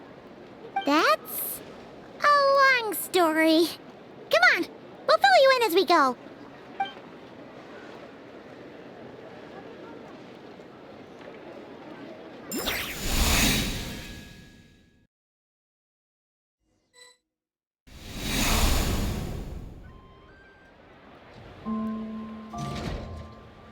What a lively place. I've never experienced Nasha Town like this before. Hey, you old geezer! Your hammer's rusted through! Who are you calling old geezer? Are they quarreling? I'm looking right at him! You've really gone downhill since giving your daughter free rein in the workshop. Can you even swing a hammer anymore? It shouldn't take you days just to fix a single chair. You might as well use that hammer to massage my back for all the good it's doing. Don't run your mouth, or you'll get a back massage that'll put you in bed for the rest of your life. Look, the materials haven't arrived yet, all right? You know how busy it gets in the days before moon prayer night. I'll bet you send all the materials to your little princess. Blood's always thicker than water, huh? All right, you've made your point, Uncle Koski. As soon as the materials arrive, fixing your chair will be the #1 priority. And Dad, if you've got time to chat, why don't you lend me a hand, See? Lolka knows what the score is. I guess they're friends. But the way they spoke to each other was so ugly. Then again, it wouldn't be the first time I've seen something like this. Columbina! Sing outside my door in the middle of the night one more time, and I'll unscrew your vocal cords. You hear me? Oh, Sandrone. So that was her way of trying to be friends with me. What a pity. I won't get the chance to say any ugly things in reply.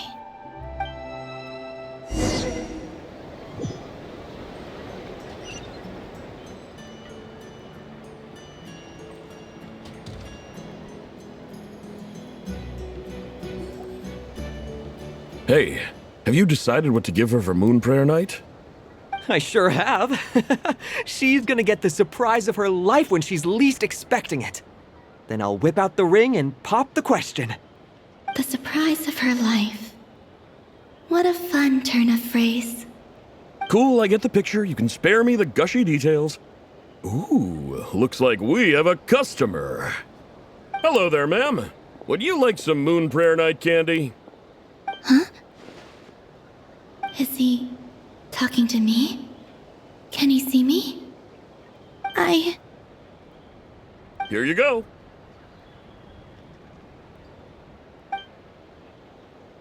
Oh.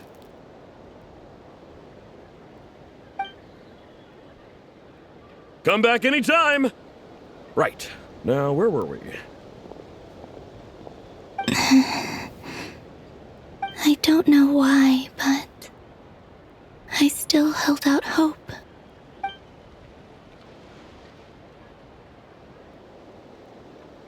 The most important thing right now is to find that mage. This name thing seems super important too, but where do we even start looking?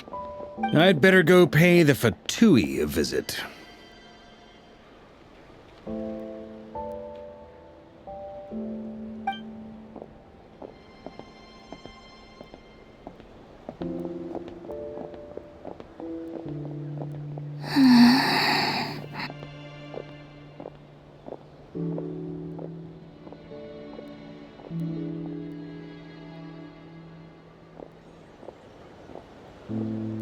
Columbina?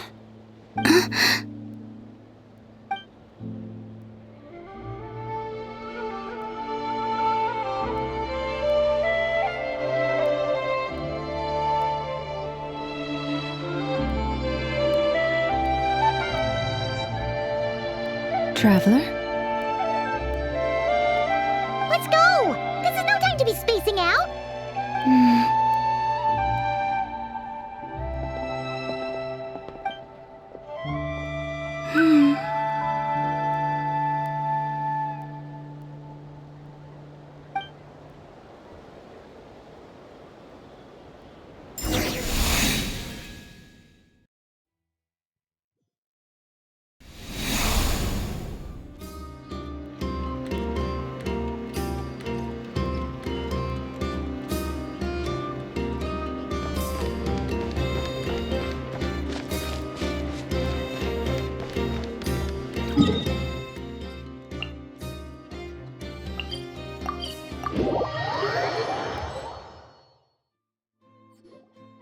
Where are they going?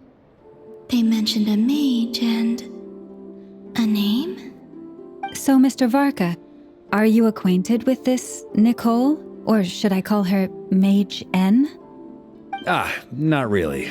We've never met, though she has come up in conversation. From what I've gathered, Alice kinda took Nicole under her wing. Taught her how to speak in a more ladylike fashion, that kind of thing. Huh.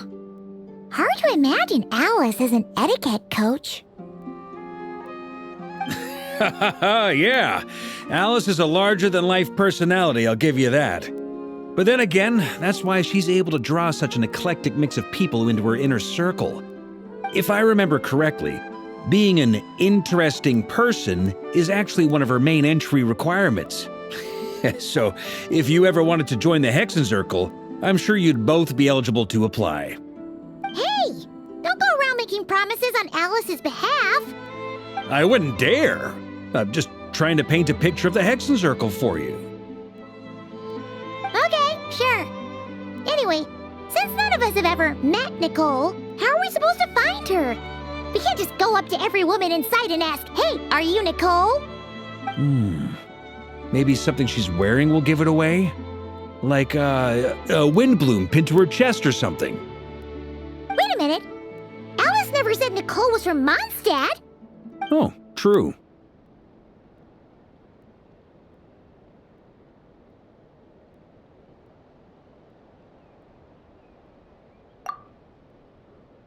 That would be this young lady, then?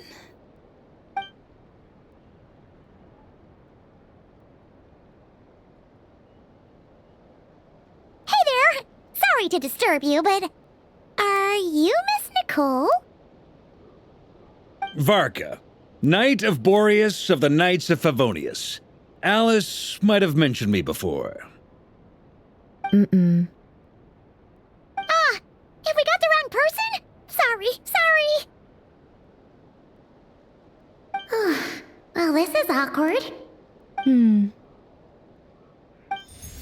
When I shook my head, I meant, no, Alice hasn't mentioned you before.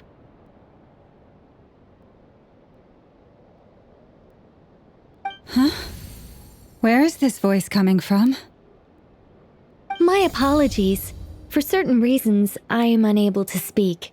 This is the only way I can communicate with you.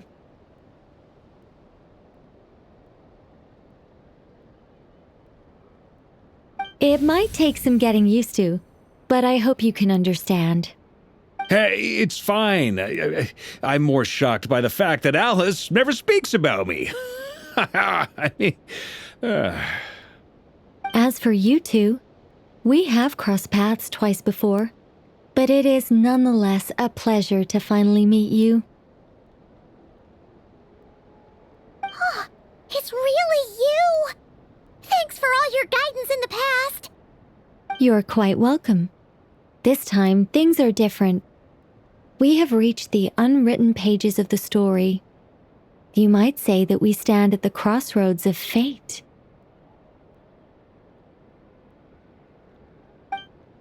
Now then, allow me to formally introduce myself. My name is... No, stop! Alice!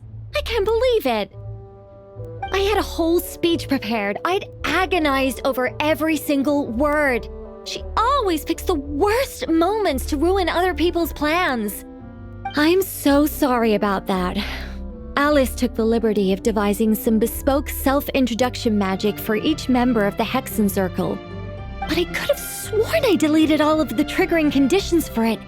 How did it bypass everything? Oh gosh, this is so embarrassing. This is a very different side of Nicole than what we're used to. Is she not used to face-to-face interactions? Don't worry about it. We've seen that introduction magic once already, so it wasn't too much of a shock. Please go on, Miss Nicole. We'd love to hear what you have to say, or, well, communicate. Huh? Are they talking to this lady? But... Will you all promise to forget that horrendously embarrassing introduction? sorry, embarrassing. When?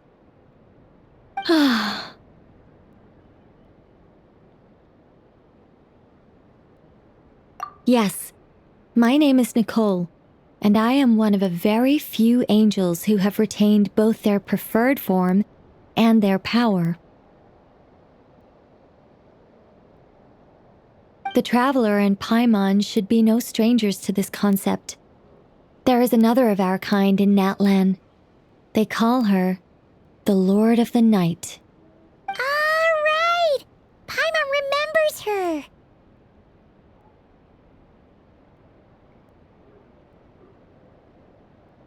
Yes.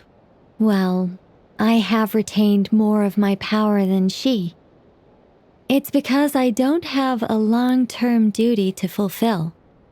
To be more specific, no. We'll be here all day if I get into the specifics. Moving on. If I'm not mistaken, you are here because you wish to learn how one might reach the moon beyond the sky. That's right. Is that something you can give us any guidance on? Yes, I do know a way. It began with the Hyperboreans, who lived after the War of Funerary Flame. Blank looks. Maybe I should start with the background of the war. Or maybe not.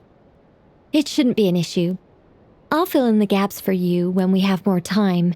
Anyway, after that war ended, the three moons retreated to beyond the false sky. The Hyperboreans were humans I once aided.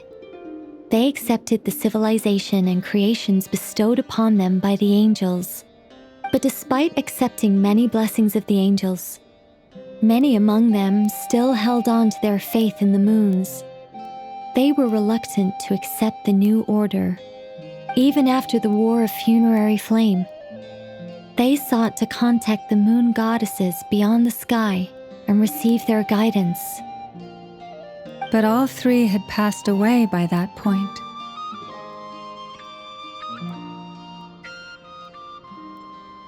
This mage has a unique method of communicating. Is she talking about the moons? Yes, but they did not know. And so, still they prayed for the moon goddess's mercy. After building titanic structures that consumed vast amounts of Kuvaki, at last they glimpsed the moons and heard their voices.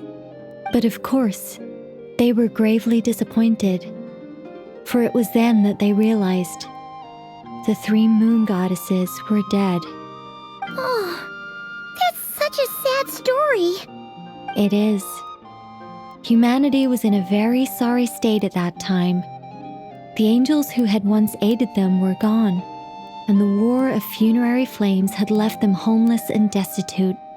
Just a second, I gotta ask. How relevant is all this history to the task at hand? Well, I mean, it's... Okay, it seems we've drifted into irrelevant narrative waters. It's been a while since I've had the chance to speak inside someone's head. As soon as I got started, I lost control and the words just flowed out like a waterfall. What I'm trying to say is... Right, yes, that's it. The relevant part is the ritual created by the Hyperboreans. The fact that they bypassed the false sky and saw the true moons implies that they successfully built a connection between Tevat and the outside world. Which means, with enough Kuvaki and a sufficiently stable connection, it should be feasible to send one person over the border. Okay, so they built some kind of portal? Oh, yes. A portal. Yes. Is something wrong? You sound disappointed. I just didn't expect you to summarize it so well. It turns out I could have said all that in one word, if only I'd managed to think of it. No, please, it's fine. This is invaluable knowledge. I'll be sure to record and preserve everything in writing. Oh, really? Well, in that case, I suppose I could backtrack and add some more detail. I did gloss over a few things so far. Whoa, time out. Let's summarize what we've got first. The Hyperboreans were the last ones to use this method, right? So we somehow need to find whatever structure they built and make sure there's enough Kuvaki to power it up. Luckily, we have the moon marrow of both the eternal and iridescent moons, so we're all good for Kuvaki. Which means the key issue we need to focus on is finding the place. Am I right so far? Yes. Although I expect the structure is long gone by now. That said, what if we could take advantage of the phantoms to travel back to a time when it still existed? Well, travel back isn't quite accurate. It's more like we'd be creating a handshake between 2 points in space-time. We wouldn't even have to pick a time when it still existed. It could just be a time when it still appeared in phantom form via projection, or we could project our own phantoms, fold them together, and... You look lost. Was that too hard to follow? Yeah, things got a little, technical there. Paimon's brain is reaching capacity. All right. Let me think about how to put this more simply. Okay, got it. Over the next few days, I'll search for phantoms that we can use. Once I find one that meets the criteria, I'll let you know and we'll regroup. By completing certain rituals, specific individuals will be able to enter the phantom and make it to the Hyperborean structure. If everything checks out and it looks feasible, we'll just need to wait for Moon Prayer Night, and we can send the moon goddess back home. I'm really skimping on the detail here. Is this making any sense at all? I think so. For now, we'll just wait to hear from you. Yes. Basically, yes. Great. Counting on you. In the meantime, we'll focus on finding the moon goddess's name. My name? Are they looking for a way to stop me from disappearing? Excuse me, Miss... Go on, Miss Nicole. This conversation was a little all over the place. I didn't catch your name. I am Lauma, of the Frost Moon Scions. Ah, I did wonder. I noticed that you listened very intently when I spoke about Hyperborea and the moon's history. If you'd be interested, I'd love to visit you this evening and go through it again in greater detail. Also, if you were serious about making a record, it would be too risky to simply write down the raw details as is. I would suggest some tweaks. Maybe rewrite the stories as fairy tales or fables, perhaps even prayers. Anyway, we can cross that bridge when we come to it. So, see you later then? Oh, and no need to prepare anything. Just a cup of tea will do. See ya! She seems friendly. It's just... It's so nice to find someone who's actually willing to listen.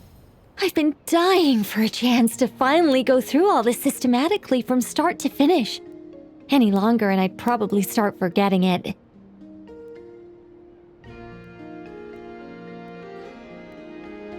Now Paimon gets why Alice told us to mind our heads. Ha ha ha ha! What did I tell you? A lot of quirky people in Alice's orbit.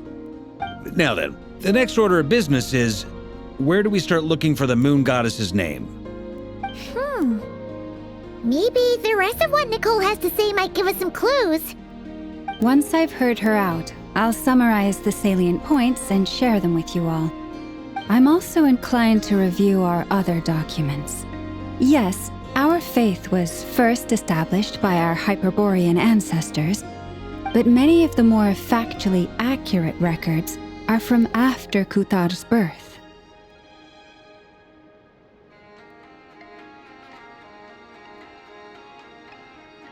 Sounds like we're gonna follow Columbina's journey through Devat, huh? In that case, we'll start by heading to the Frost Moon Enclave. Sounds like a plan. Take this with you. I'll see about getting in touch with the Fatui. It'll probably just be Arlecchino and Sandroni again. They're the only ones who would want to help. Thank you, Mr. Varka. Don't mention it. Honestly, I'm more comfortable dealing with the Fatui than prying into the details of a young lady's childhood. Catch you later. I should follow them, just in case there's some way that I can help.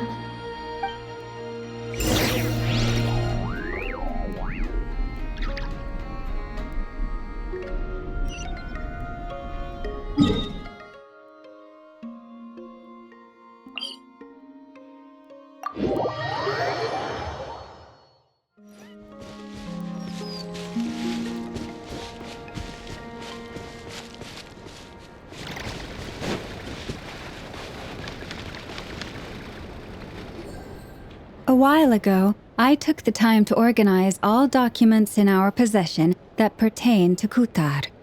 What you see here is the material I consider reliable. You're saying there's unreliable material too? Yes. Most of the information we have was transmitted through an oral tradition. Inevitably, some of her stories were mythologized and deified over the years through countless retellings. That's why I organized them into reliable and unreliable. There's no sense seeking answers in history unless we can ensure the veracity of the historical record. Makes sense. All right, let's take a look through.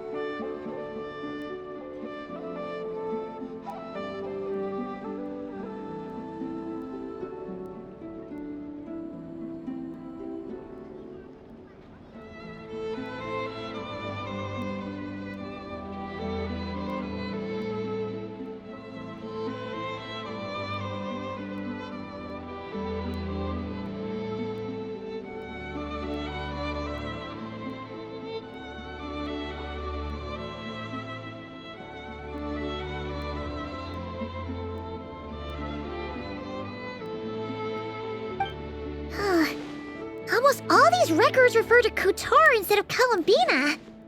Although neither of those is her real name. Paimon's not sure what point she's trying to make. What we can gather from these records is that the Frost Moon Scions worshipped her as a god, placing impossible expectations upon her. I cannot fault them for their earnest faith, but for all their devotion, worshipping her day in, day out changed nothing. I imagine that none of it resonated with Columbina. It wouldn't surprise me if, even back then, she had already begun to reject the name Kutar and everything it represented.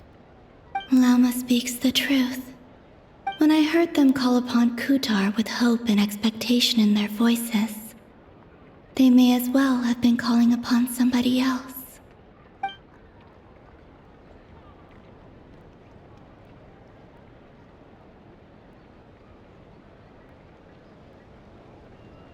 Well, that's a bit complicated.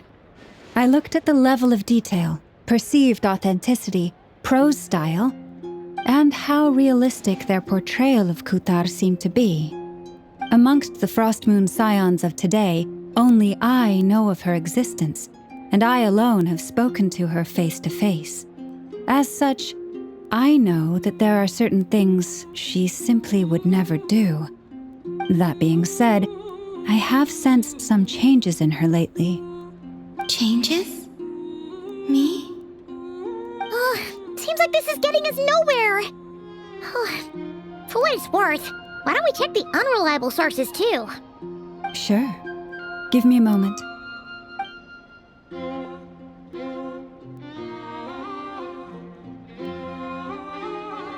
Exerting but a fraction of her divine might, Kutar sheared a great mass from the snow-capped mountain and cast it into the sea, upon whose surface shone the mirror image of the moon. Thus was formed the island of Hisi. Yeah, right. That doesn't even begin to pass the sniff test. The 3 moons are naught but lies through and through. Only one moon has ever shone for us, and Kutar is her name.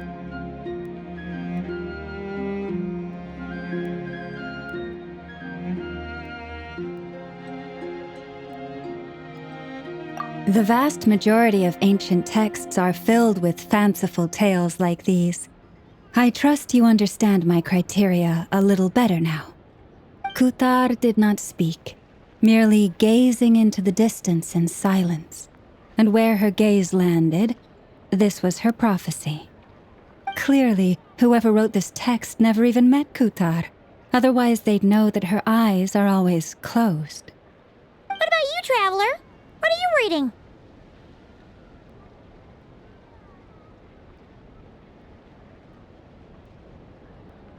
Come on, let Paimon see.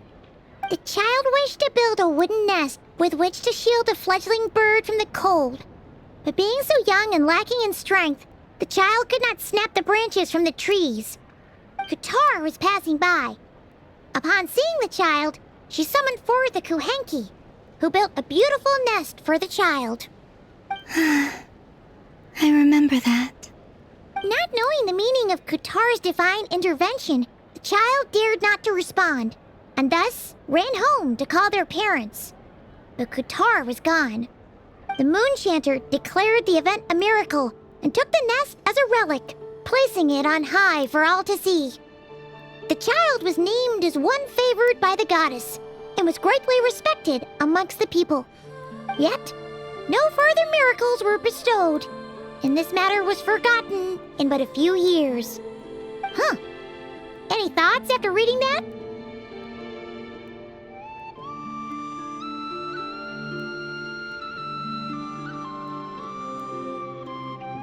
Yeah, Columbina probably just wanted to join the kid in making nests. I'd originally considered this a fabrication, because Kutar did not perform any similar actions in subsequent records. But now that I think about it, it does seem like something Columbina would do. It's just that... She didn't know how other people would interpret her actions. She was probably worried about making things difficult for people. So, she gradually stopped joining in. Yes. Oh, that's so sad.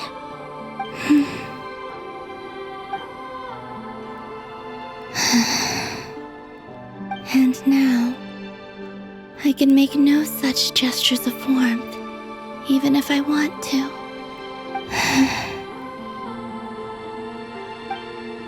Still no name. That's a bit of a shame.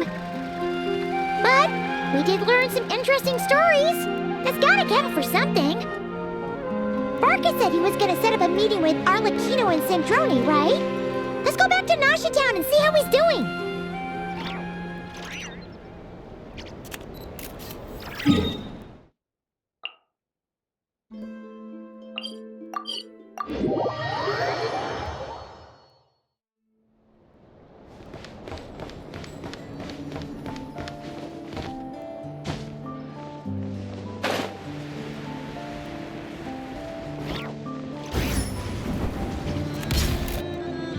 Let's see. There's Varka. Oh, and it's Durin and Albedo too. Yeah, this is pretty much the same place we bumped into each other last time. I convinced them to stick around a little longer.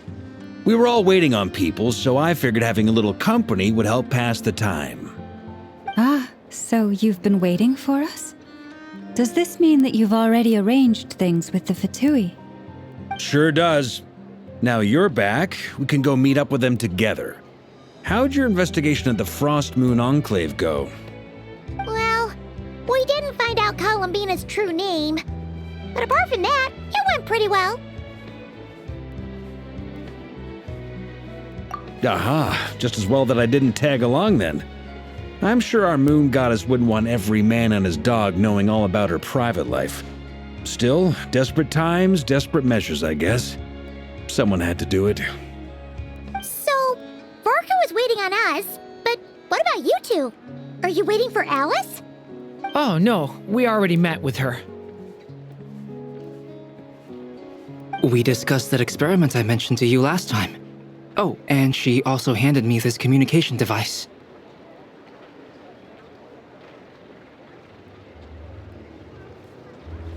That's right. I understand she informed you about the relationship between the phantom phenomena and Tevat's borders, yes? She wants me to help her with some more experiments on that front. She said that she'll contact me through this device with more information. Ah, I see. Following instructions and making observations. Pretty common research method. Takes me right back to Albedo's lab. Wait, then who exactly are you meeting? Someone you know. Albedo's met him too.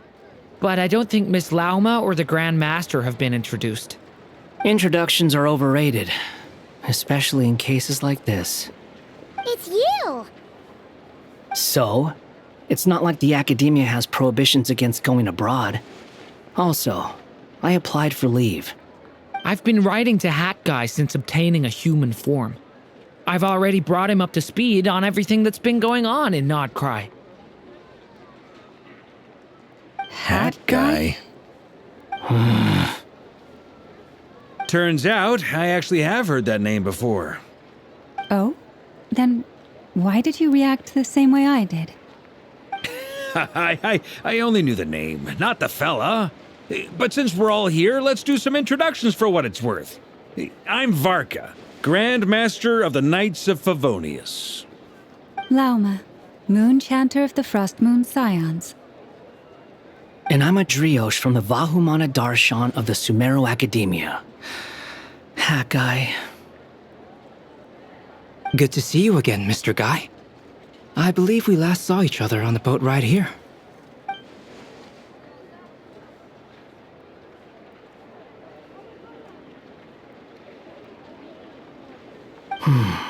Mind you, the only reason I came here is because there's someone I want to look into.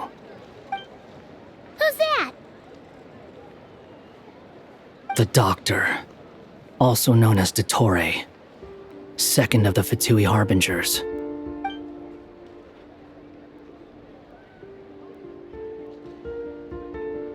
From the tone of your voice, it sounds like there's bad blood between you. I was reviewing our archives and noticed that a lot of information about him was missing. Left a bad taste in my mouth. That's all there is to it. Dottore, or Zondique, as he was then known, once studied at the Academia, but he got kicked out before he could graduate. So the Harbinger's #2 man is a college dropout? How embarrassing for them. Last we heard, he was planning something. We actually heard that a few times before, even coming to Nocturne, but we haven't seen a trace of him since we got here. He only appears when something interests him. For all we know, he might have left already. But the fact he did something here at all is worth noting.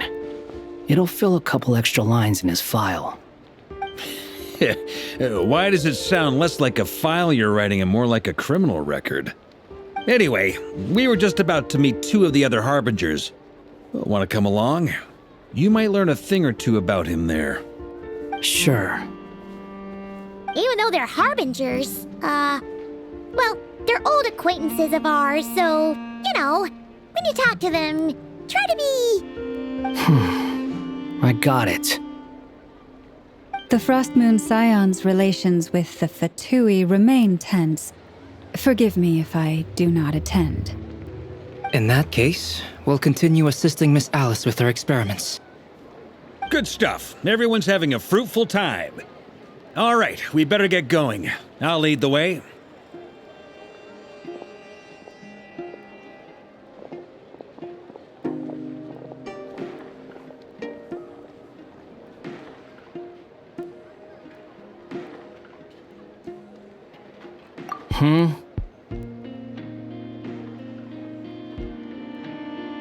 Well, yeah, that's obviously part of it.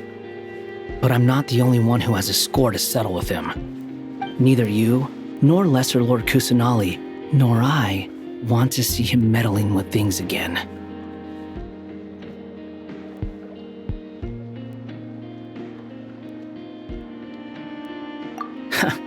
What's the hurry? Don't worry. Pigeons always know which way home is.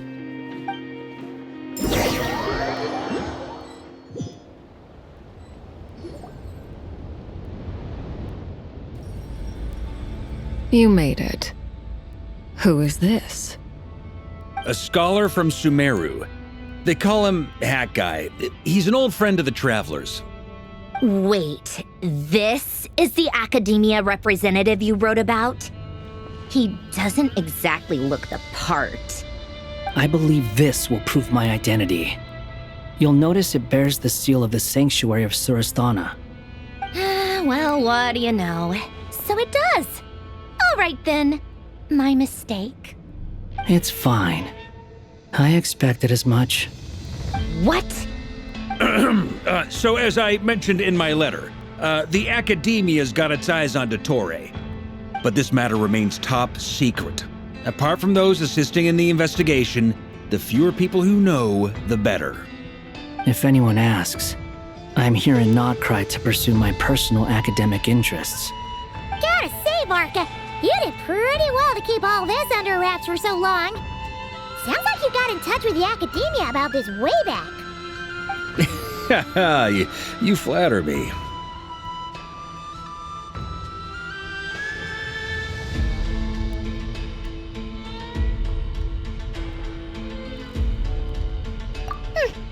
Where do I even start? Remember that time we fought Rerir at Star Sand Shoal? He sure let me have it then, didn't he? I'll bet Dottore had that all sketched out, with me as his convenient little pawn. He could not care less about us if he tried, but hey! The feeling's mutual. Does Dottore really strike you as the sort who values his relationships with his colleagues? Fair point. Definitely not. Which is why I always keep my guard up whenever he starts making suspicious moves. To that extent, our motivations align. On top of which, I consider you trustworthy people. Now, back on topic. In the wake of the Reikir of Solnari episode, Sandrone and I grew suspicious about Dottore's complete inaction during the entire affair. So we tried to find out what he'd been up to, but unfortunately to no avail. He never lets anyone in on his plans. The more he cares about something, the more secretive he gets. Indeed. Perhaps he believes that by keeping a low profile, he can avoid trouble. But that trick isn't going to work on his colleagues. Yeah, I mean, he's been researching the ancient moon's remnants, and he's been trying to get his paws on the moon marrows. Only an idiot would believe he doesn't have something more planned. With this in mind, I returned to Snezhnaya and relayed my thoughts to Her Majesty the Tsaritsa, entreating her to have him recalled. That's pretty direct. Did the Tsaritsa agree? Yes. I made it abundantly clear that the Fatui's business in Nodcry is almost concluded, and we do not need 3 harbingers in this territory. Her Majesty concurred. Accordingly, Dottore has returned at her orders. I imagine he is continuing with experiments, which no one besides he would ever have any interest in. Common sense might mean nothing to him, but he's not stupid. He knows that no good can come from opposing the Tsaritsa. Smarts alone won't get him all the way. He needs the Rooster's resources and Regrator's Mora, both of which the Tsaritsa can strip from him by waggling a finger. But doesn't he have a track record of publicly following orders while going against them in private? He probably has it down to a fine art by now. Wouldn't put it past him. We worked together on a research project once. Only briefly, but it was enough to show me that we're fundamentally different people. He has no interest in doing things methodically, stage by stage. His thoughts jump all over the place, and the moment his curiosity is satisfied, or he gets the results he wants, he disappears. The only similarity we share is that, once we set our minds on doing something, we will see it done, whatever it takes. Well, we definitely saw some of that in your battle with Rerir. You got so competitive. Ugh, do not remind me. Then I believe we all concur. Dottore will not simply give up. Fantastic. Now this is turning into a whole day of unpleasant memories. Ugh. Are you talking about the moon marrow stuff? He also strikes me as the kind of person to disregard experimental regulations, ruin all the equipment, and go way over budget. Then leave the first person he can find to deal with the fallout. Exactly. This one time, he was running some high-temperature experiment and the substance exploded. But does he care? No. He orders his subordinates to open the device so he can observe the results, which causes the gas inside to leak out. That gas was poisonous! If I hadn't been there, who knows how many people might have died. And after all that, he left while I was still cleaning up after his mess. What a waste of time, he said. Waste of time? The nerve! He wasted my time! You've been bottling that up for a while, huh? Hat guy, I must say, you seem awfully familiar with internal Fatui affairs, especially when it comes to Dottore. Thank you, Lady Harbingers, for providing such valuable information. I have no other questions for now, so I'll be on my way. Wait, what? You're just gonna leave? You're welcome to join if you want. Ugh. Just when Paimon thought he'd finally mellowed out. He makes quite the impression. I'll say. I've met tons of headstrong people, but not many of them would join me in bad-mouthing Dottore. Anyway, back to the main agenda. Barca, you said that Columbina has gone missing? Or rather, disappeared. Yeah. We're working on building a connection between her and this world. The simplest method is to find out her real name. I've actually asked her that question before, but she said she didn't know. Considering our relationship, I doubt she was lying to me.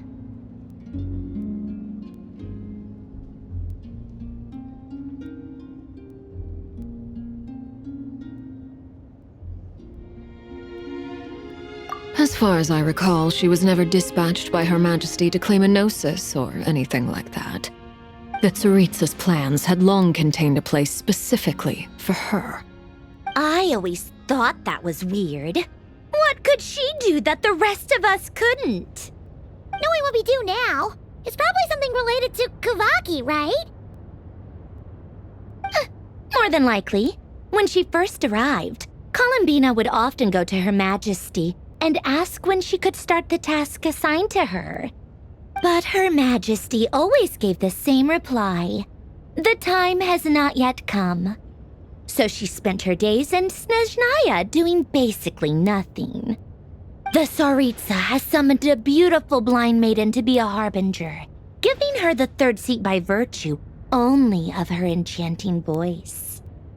It was a dumb and stupid rumor, but the reality of the situation made it hard to refute. And what happened after that? I imagine she stopped caring.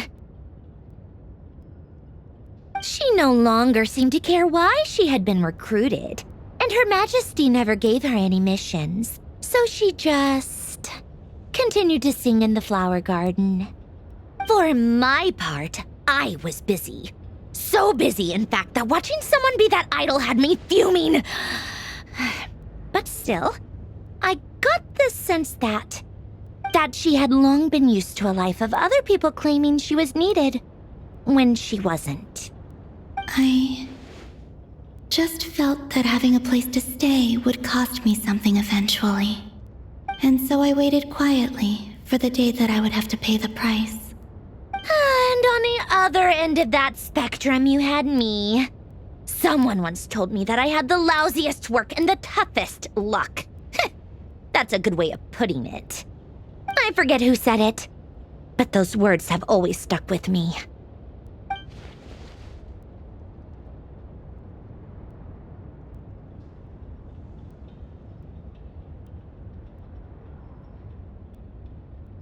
But you've done your job exceptionally well all this time. Because at heart, you are a conscientious person.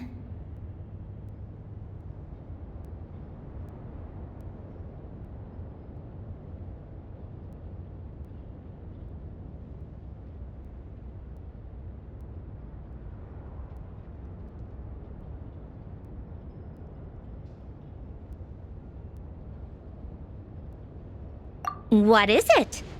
Something come to mind?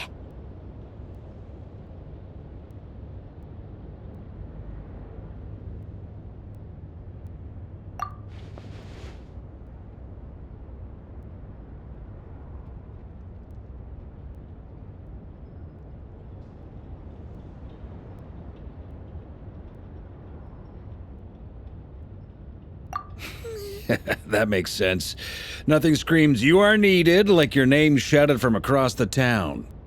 Well, good luck with it. But if you ask me, Columbina is still the most shoutable name. I'm just so used to it now, after all the arguments we've had. I can't be bothered trying to remember another name for her. Nor I. Sandrone. Harlequino.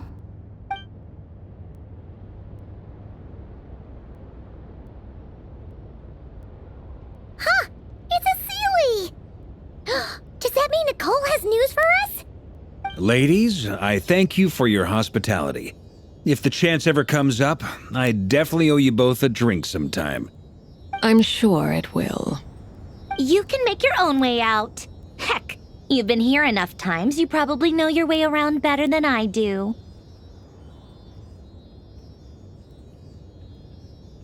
Okay, time to do what adventurers do best. Follow that Sealy!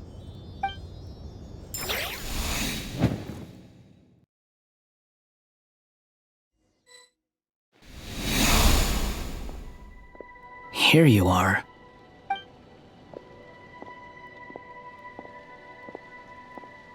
Oh, Hat Guy. How come you're back so soon? Did things go all right with the Fatui?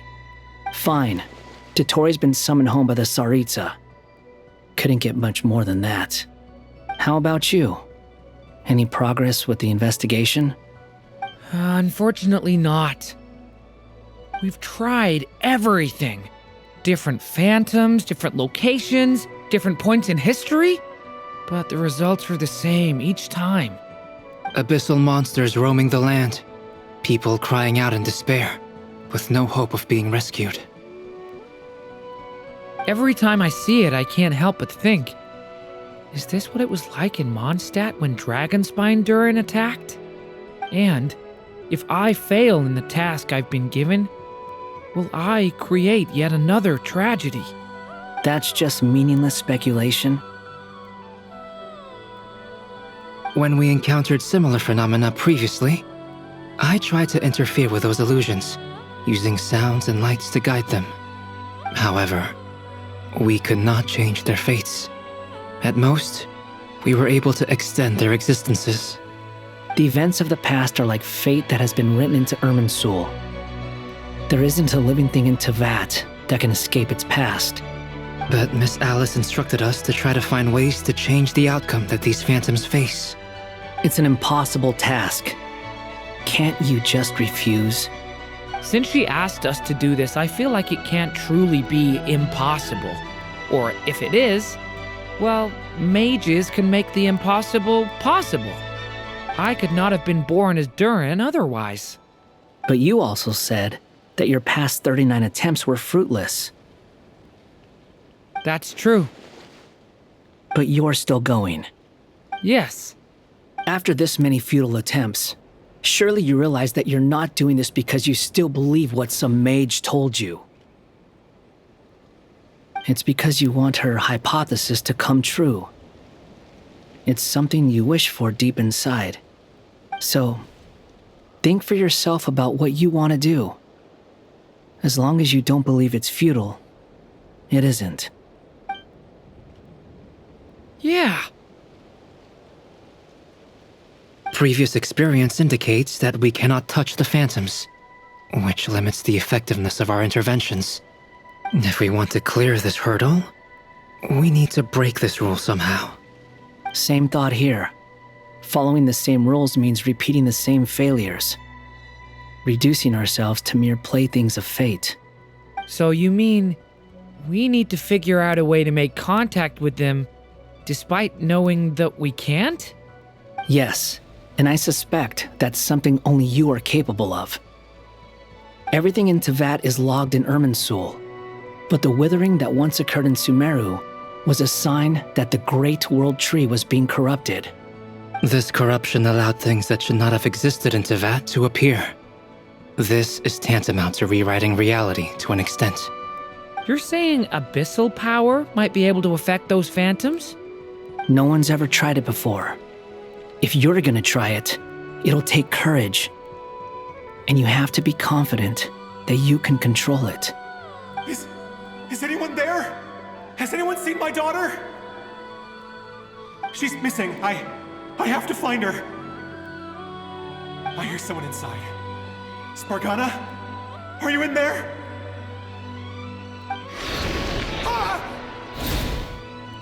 If I can use my abyssal powers to warn him that there is danger here, maybe it'll change his decision. Maybe he'll stay away. Yes. The important thing is not the nature of the power, but rather how you use it. To intimidate and obstruct. Sounds about right for the Abyss. Let me try. I should be able to influence that thing. Have you seen a little girl? What? This isn't the time for that! Just run!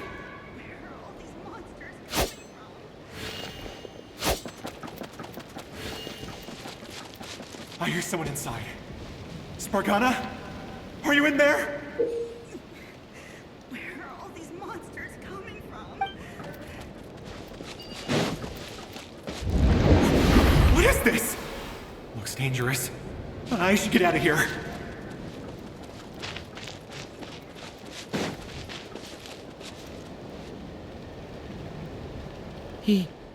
He really left. Ha! We did it! Don't celebrate too soon. Follow him. See what he does next. Monsters approaching from the front. You need to stop them and create an opportunity for him to hide.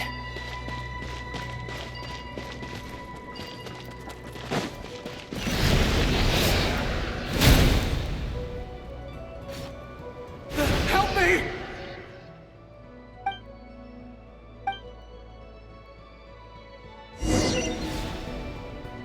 Monsters approaching from the front. You need to stop them and create an opportunity for him to hide.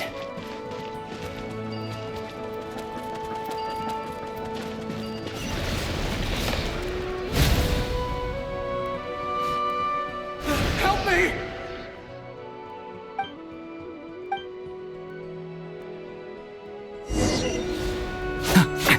Monsters approaching from the front. You need to stop them and create an opportunity for him to hide.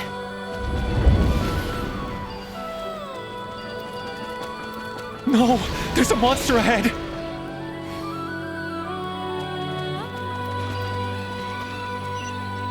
Wait, is that the barrier I saw earlier? Why is it appearing now? It's as if someone's controlling it.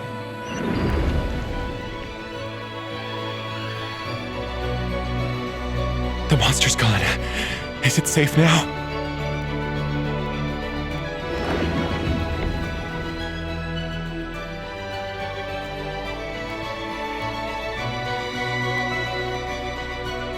The barrier's gone too. How odd. Anyway, I guess I'll keep going. Quickly, let's keep up.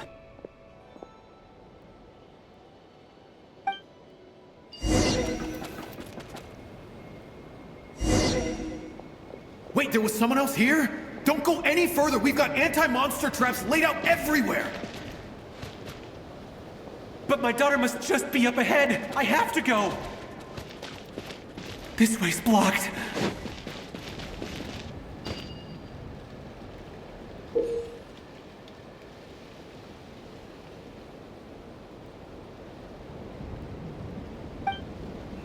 We might be able to...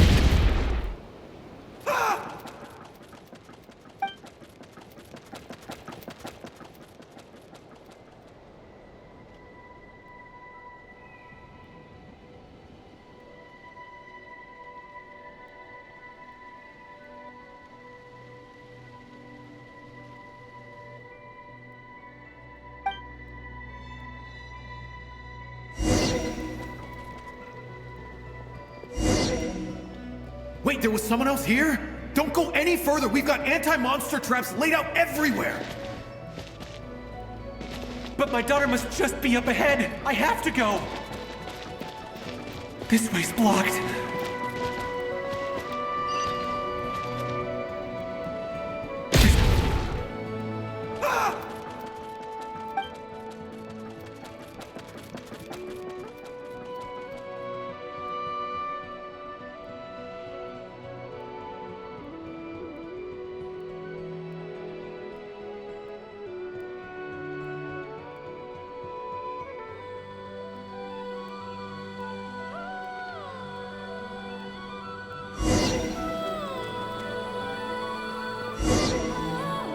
Wait, there was someone else here?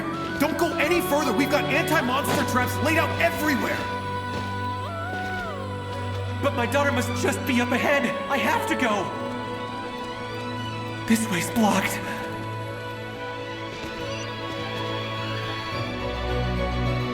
We might be able to use the explosives over there, but we need to take care not to hurt him.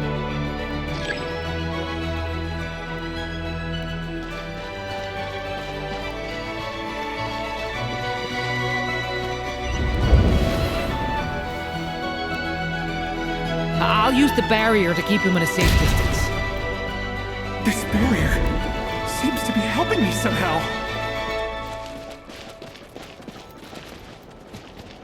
Hey! Hey! Wake up! Oh, no good. Gotta keep moving ahead.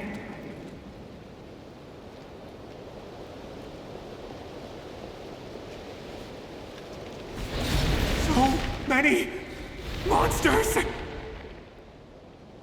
There's still a chance, Durin. Use the traps.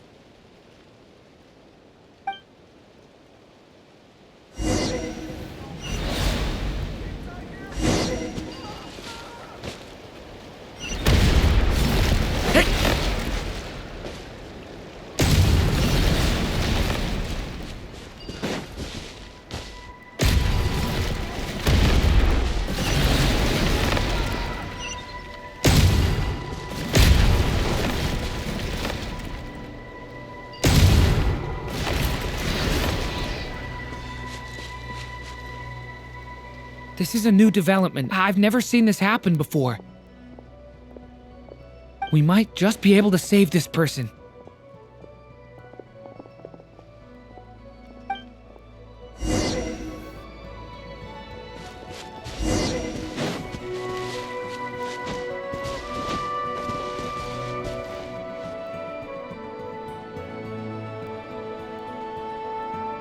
Hello there. Have you seen my daughter? Spargana's her name. She's carrying a large backpack.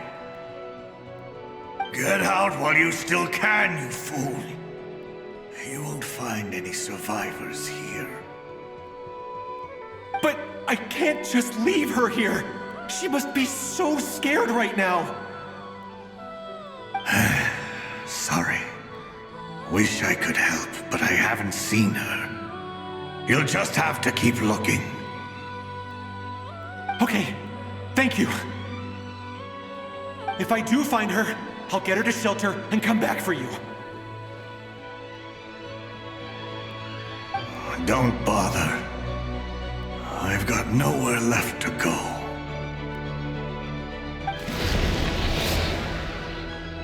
What's that noise? Monster! No, if he goes inside, he'll be walking into a trap. Let's try this once more. This time, we have to stop him.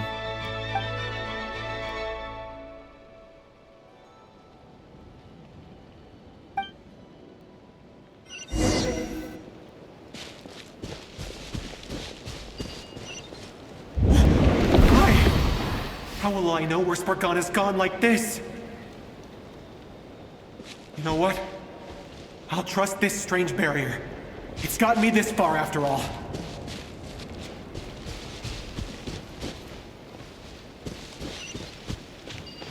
What?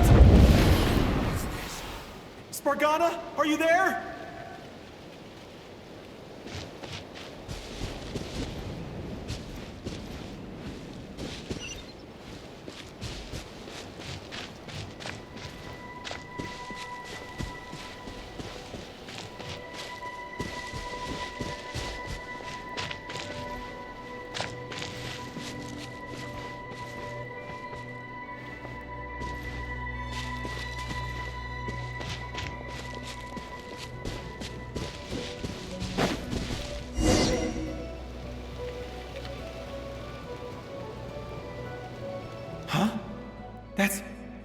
That looks like one of my daughter's books!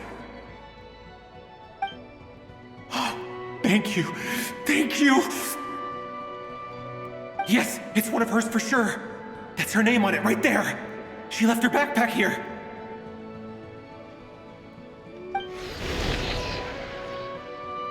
Durin, just like last time. Use the explosives.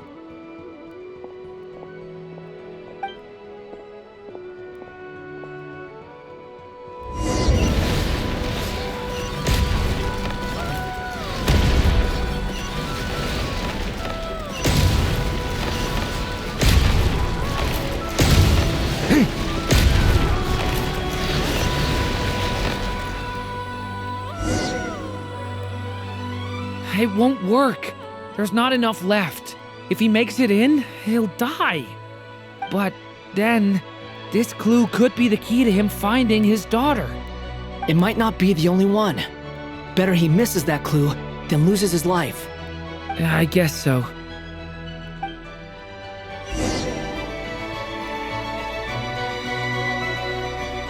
Stop him, Durin!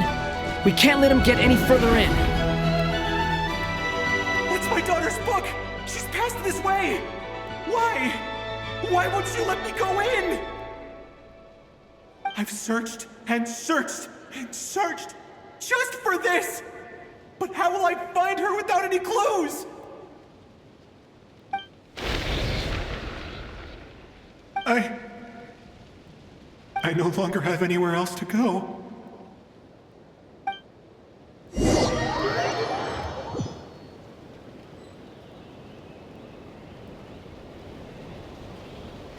I'm sorry.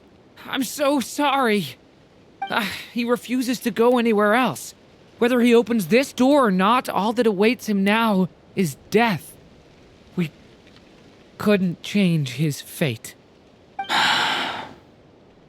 Albedo? Hat Guy? Let's try one more time.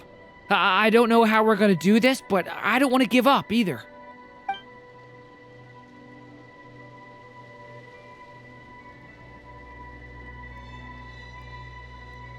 Why am I here? What's going on? All these scenes running through my head. Where are they from? Huh? What's going on? His reactions have changed. How many times have I... What's happening to me? Huh? Wait, who are you?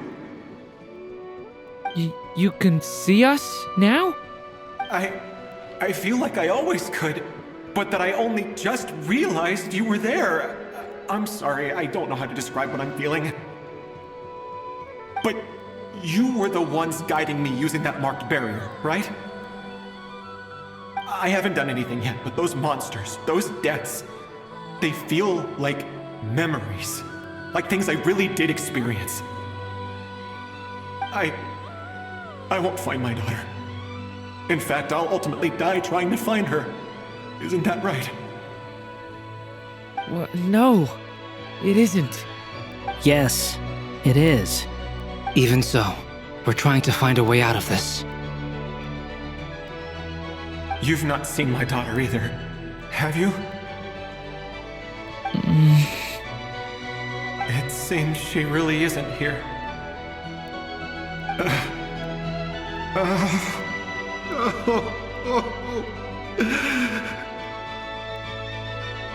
I'm sorry we couldn't help you.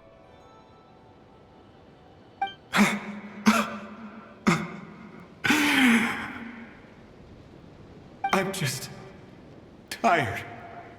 Maybe this is destiny. Maybe it doesn't matter how hard I search. How long do I have left? Experience says 15 to 20 minutes. 15 to 20.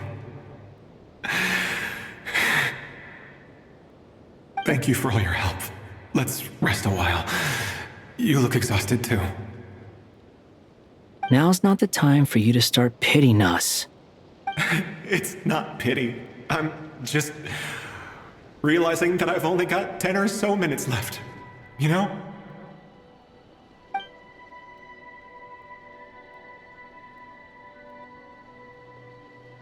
You say you're from Mondstadt, yes? A place with windmills, where people enjoy limitless freedom? And you're from Sumeru, where they've built an academy into a giant tree? Yes. It seems you've never heard of either place. Those names are unknown to me, I'm afraid, yes. Have you heard of Hyperborea? I have, but I heard that it was destroyed in the distant past. I see. That was where my ancestors once lived. What about Delphi Pytho? Was it later rebuilt? I've never heard that name. Then what about Sal Vindaknir? I have seen that name on stone tablets on Dragonspine. But I'm afraid the only things left of that place are its ruins. I see. Sure enough, there was no way to turn this around, huh? I'm sorry. I was the one who asked to chat, but it seems like we're too many ages apart. There's barely any common ground to start from. It's all right. We did hear something new, at least. From how you speak of your lives, things must be going all right for you, I guess. They are. Mondstadt is a place of freedom and happiness. There's a lot of good people in the church and the Knights of Favonius, and even outsiders find that it's an easy place to feel at home. We have festivals a few times a year. Everyone gets together to drink, sing, and be merry. Sumeru is a lot more uptight. Not really the kind of place where you can relax. It's a nation fraught with problems wherever you look. But if all you want in life is to seek knowledge, I guess it's pretty much paradise. That's wonderful. In other words, after this all-devouring black tide passed, humanity did not merely avoid extinction, but rose to build prosperous civilizations anew. I mean, I can see you all right now. That must mean the future isn't a total mess, right? That's true. Well, time's almost up. Let's part ways, I think. Might be best if you don't waste too much time on me. The chances are slim, I know, but I'd like to spend these last few minutes looking for Spargana. If things work out, I'd love to tell her about what I've heard. May we meet again. Well, or not, most probably. In that case, may your wishes come true.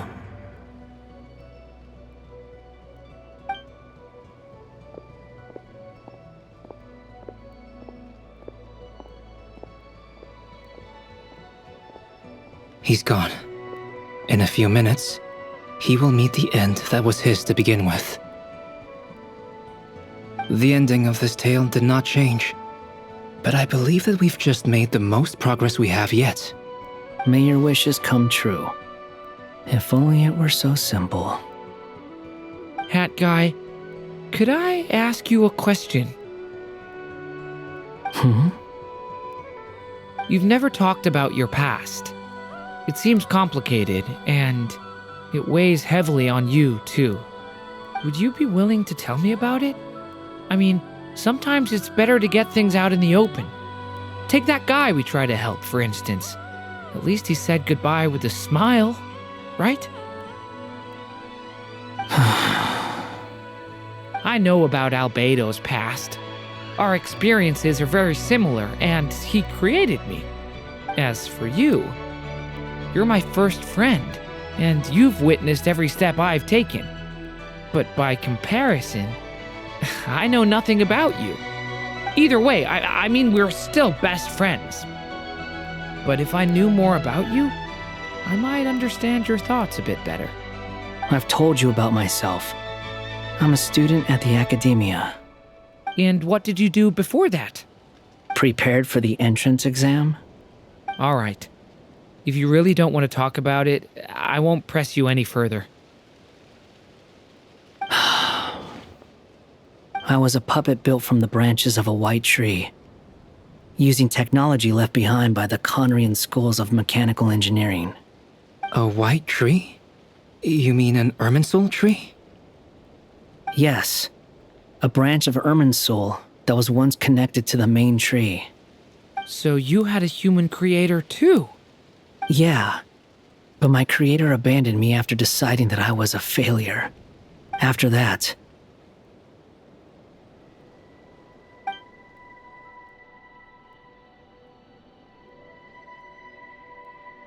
Durin, resisting the influence of the abyss, suppressing the urge to destroy, trying to do the right thing. None of these things are easy, but no matter how hard they are, trying to rewrite past wrongs is far harder. You asked me if you would create a new tragedy if you failed. I told you there was no point speculating about that, but the real answer is, yes, you absolutely will. That guy. But at least you've got people here to help steer you away from the wrong path. So, just keep aiming towards the light. I will. I promise. All right, break time's over. Hello? Durin speaking. Hello, friends, it's me! What have you been up to, I'm detecting some unmistakable fluctuations here at the border. The amplitude isn't particularly high, but they're completely different signals from the ones before, and the scale is comparable to those I've detected previously. Alice, we were unable to save that person. However, he appears to have retained a portion of the memories gained through that cycle, and was able to hold a conversation with us. I see. Well, it is rather odd indeed. It definitely merits further attention. Could I trouble you to keep trying the same approach? I need to gather some more data. Counting on you. I should probably have Nicole come and check this out as well.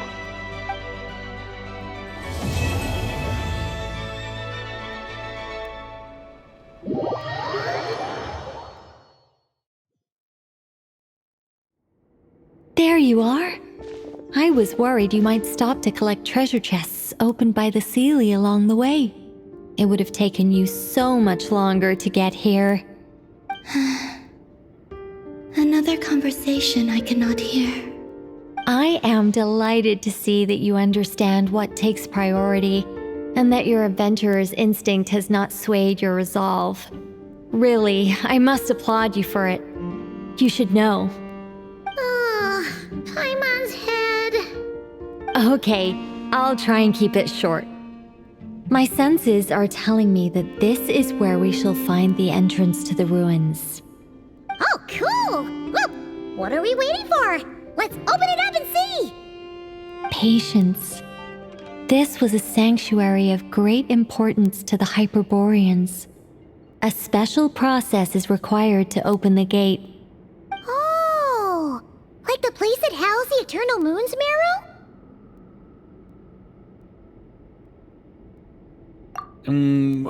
Okay, so what's the plan? Need us to do anything? And just the short version, if you can. Ah, alright then. I was planning to start with some background on the invention of these techniques. Are you sure you don't want to hear it? It's quite informative.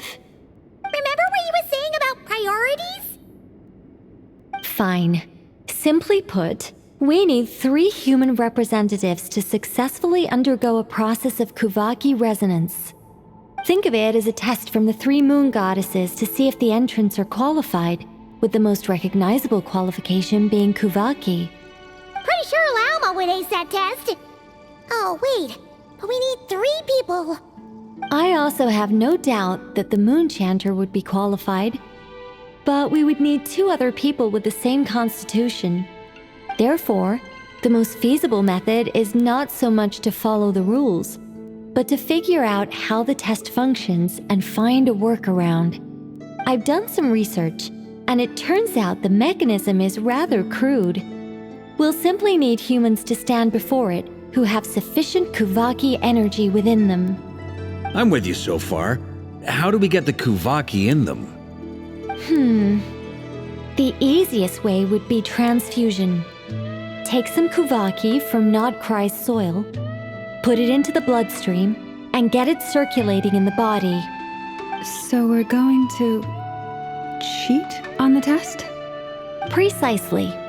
There are other methods, but this is the simplest one. Cheating the system is much easier than trying to hide from it. Huh? Sorry? Does the idea of cheating upset you, Miss Lauma?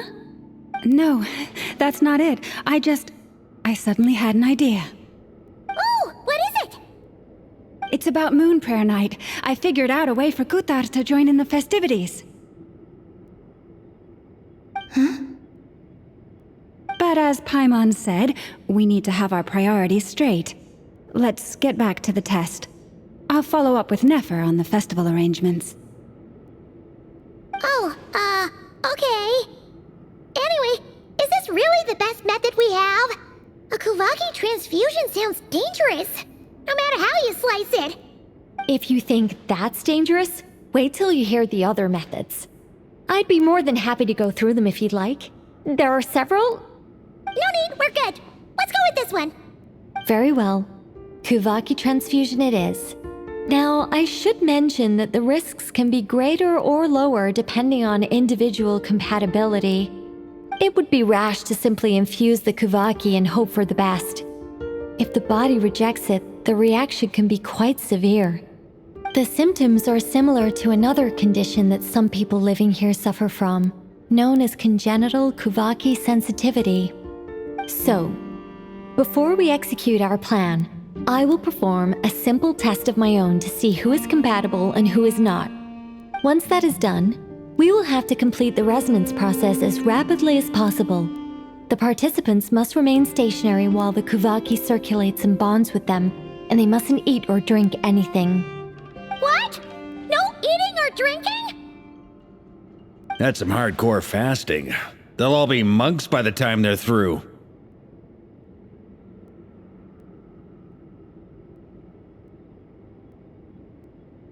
3 days. Oh, that's so long! And we still need to find 2 more people who are not just compatible, but also willing to volunteer. Fasting? What are they talking about?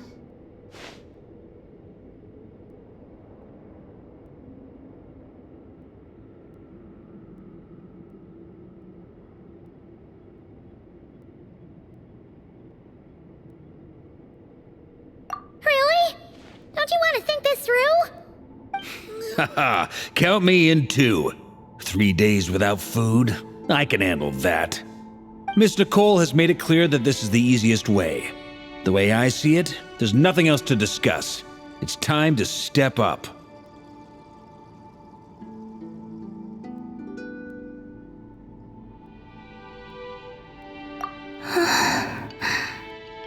Yeah, you're right. In that case, Paimon volunteers to be captain of logistics. She'll keep the fires lit and grab some spare clothes to keep you comfortable.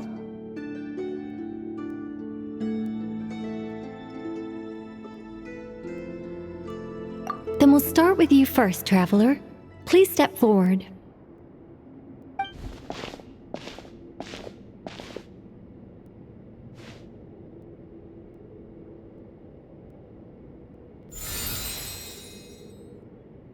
How's it going? Do you feel anything?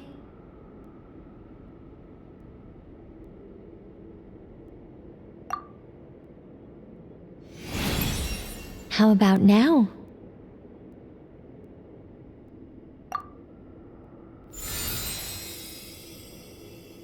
And now?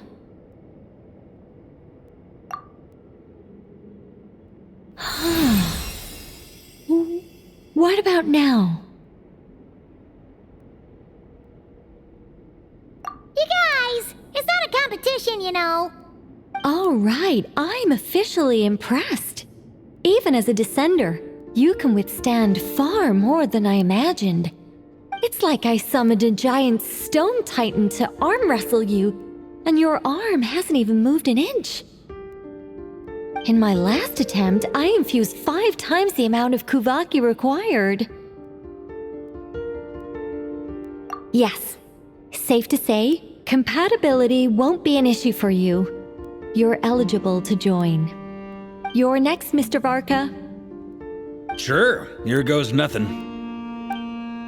All right, I'll start where we left off. 5 times the required Kuvaki dose.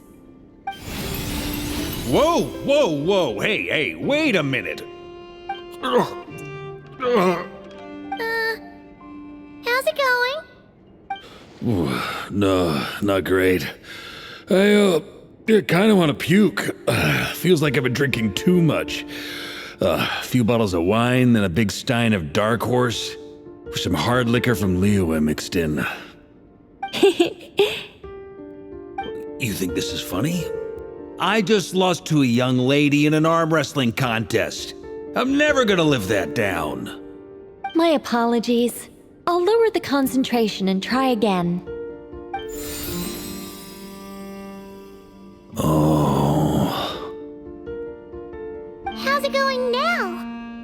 I'm not as dizzy as last time, but I can still feel it pulsing around. In that case, you wouldn't be an ideal choice, Mr. Varka. Let's try someone else. Okay, let's go ask some of our other friends then.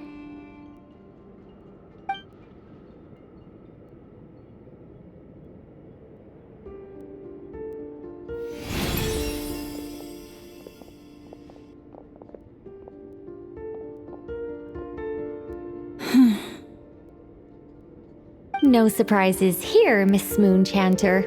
You're perfectly compatible. You may join.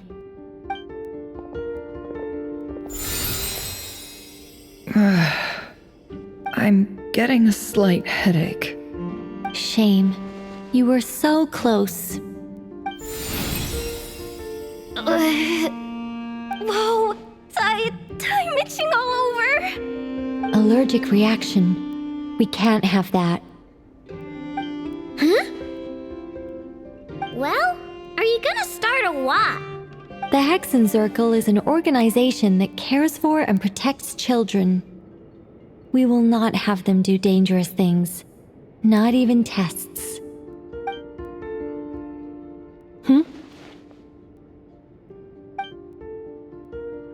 Is something the matter? The candidates have to be human. I guess that rules me out too. Huh. Everyone except the Moonchanter got beaten. Guess I don't need to feel so bad after all. I mean, looks like this isn't gonna be as easy as we thought. Perhaps I could ask for volunteers among the Frost Moon Scions. I'll see about talking to some trusted Lightkeeper colleagues. Itlua springs to mind. In fact, I think we had some former Frost Moon Scions join our ranks recently. Can you give me the scientific explanation for how the test works? I can probably make some kind of test bot.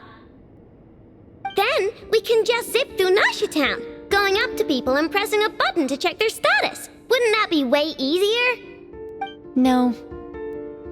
Wow! No elaboration for once. How about I contact the Knights of Favonia's garrison in the Wave Chaser plane? Shame that Lohan's already left. And that guy's even tougher than I am. Strange. The moon goddess is clearly revered by many people. So why is she on the brink of disappearing? She mentioned that the world has rejected her from the very beginning. And when we fought the Reikir of Solnari, it seemed like she exhausted her power for our sake. Also, I'm not sure revered is the right word for how people feel about her. Gratitude, certainly. For my part, anyway. It's basic reciprocity. She helped us, so she deserves our help in return. Yeah. Even though she looked like she didn't care, she still saved a ton of people, including me. A review of the relevant data leads me to conclude that Miss Columbina is a good person. Yep, you bet! They really think so? I'm super surprised that Columbina isn't her actual name, though. I think it really suits her. It's light and graceful and... yeah, just a really pretty name. I know, right? Unfortunately, that's not our decision to make. Columbina. That was the code name the Fatui gave me. But it also came up in the song I heard when I was born. But... is that really all there is to it? What do I truly think of my own name? Is there anyone left who will still call me by that name?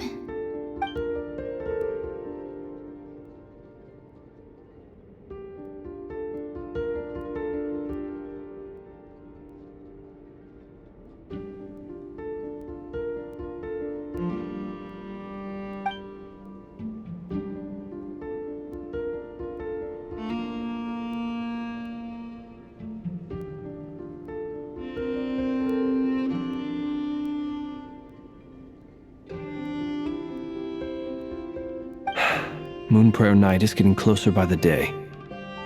We're running out of time. We need to look for other candidates. Then allow me to try. Huh? What are you doing here? You contacted your friends via the Adventurers Guild. Sandrone has been keeping an eye out for something like that, so she informed me. Since I have the ability to accommodate a moon marrow, I should prove to be a suitable candidate. Arlecchino.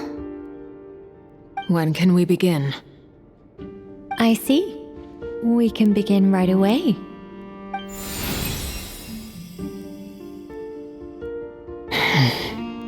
How was it? Did you feel any discomfort? Not at all. Then it seems we shan't need to look for additional candidates after all. Great! Cool. All right, like Paimon said, the rest of us can take turns making sure the three of them stay warm and comfy. Then, my job is to take care of the caretakers. I will ensure everyone receives food and accommodation.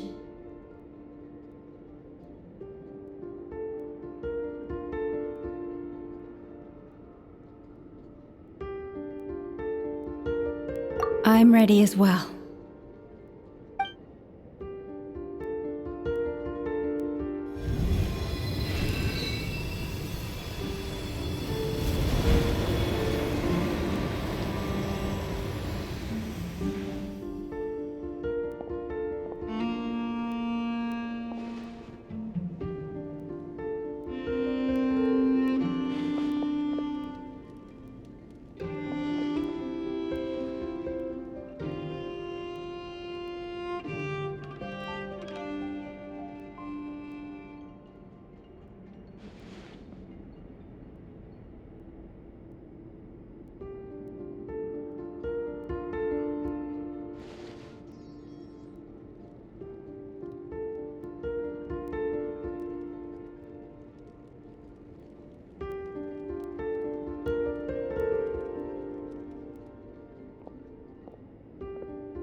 The work is done. The sacred scroll shut. The stars grow dim, the people silent. The white sun sets, the silver moon rises. O path to the temple, appear now before us.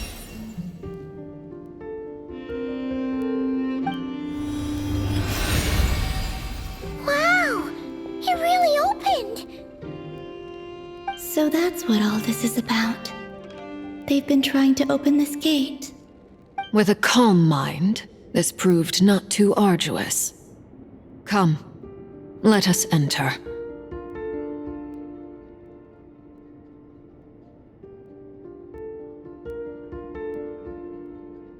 It might be best to eat something first. Take care to chew properly and swallow slowly. It will give your body time to readjust to the digestion process. They will head in soon. They will need to enter this gate.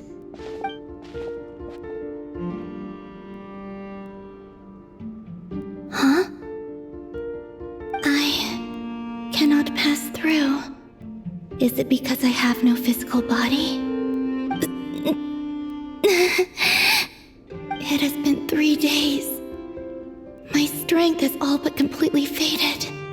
Can I really hold on until Moon Prayer Night?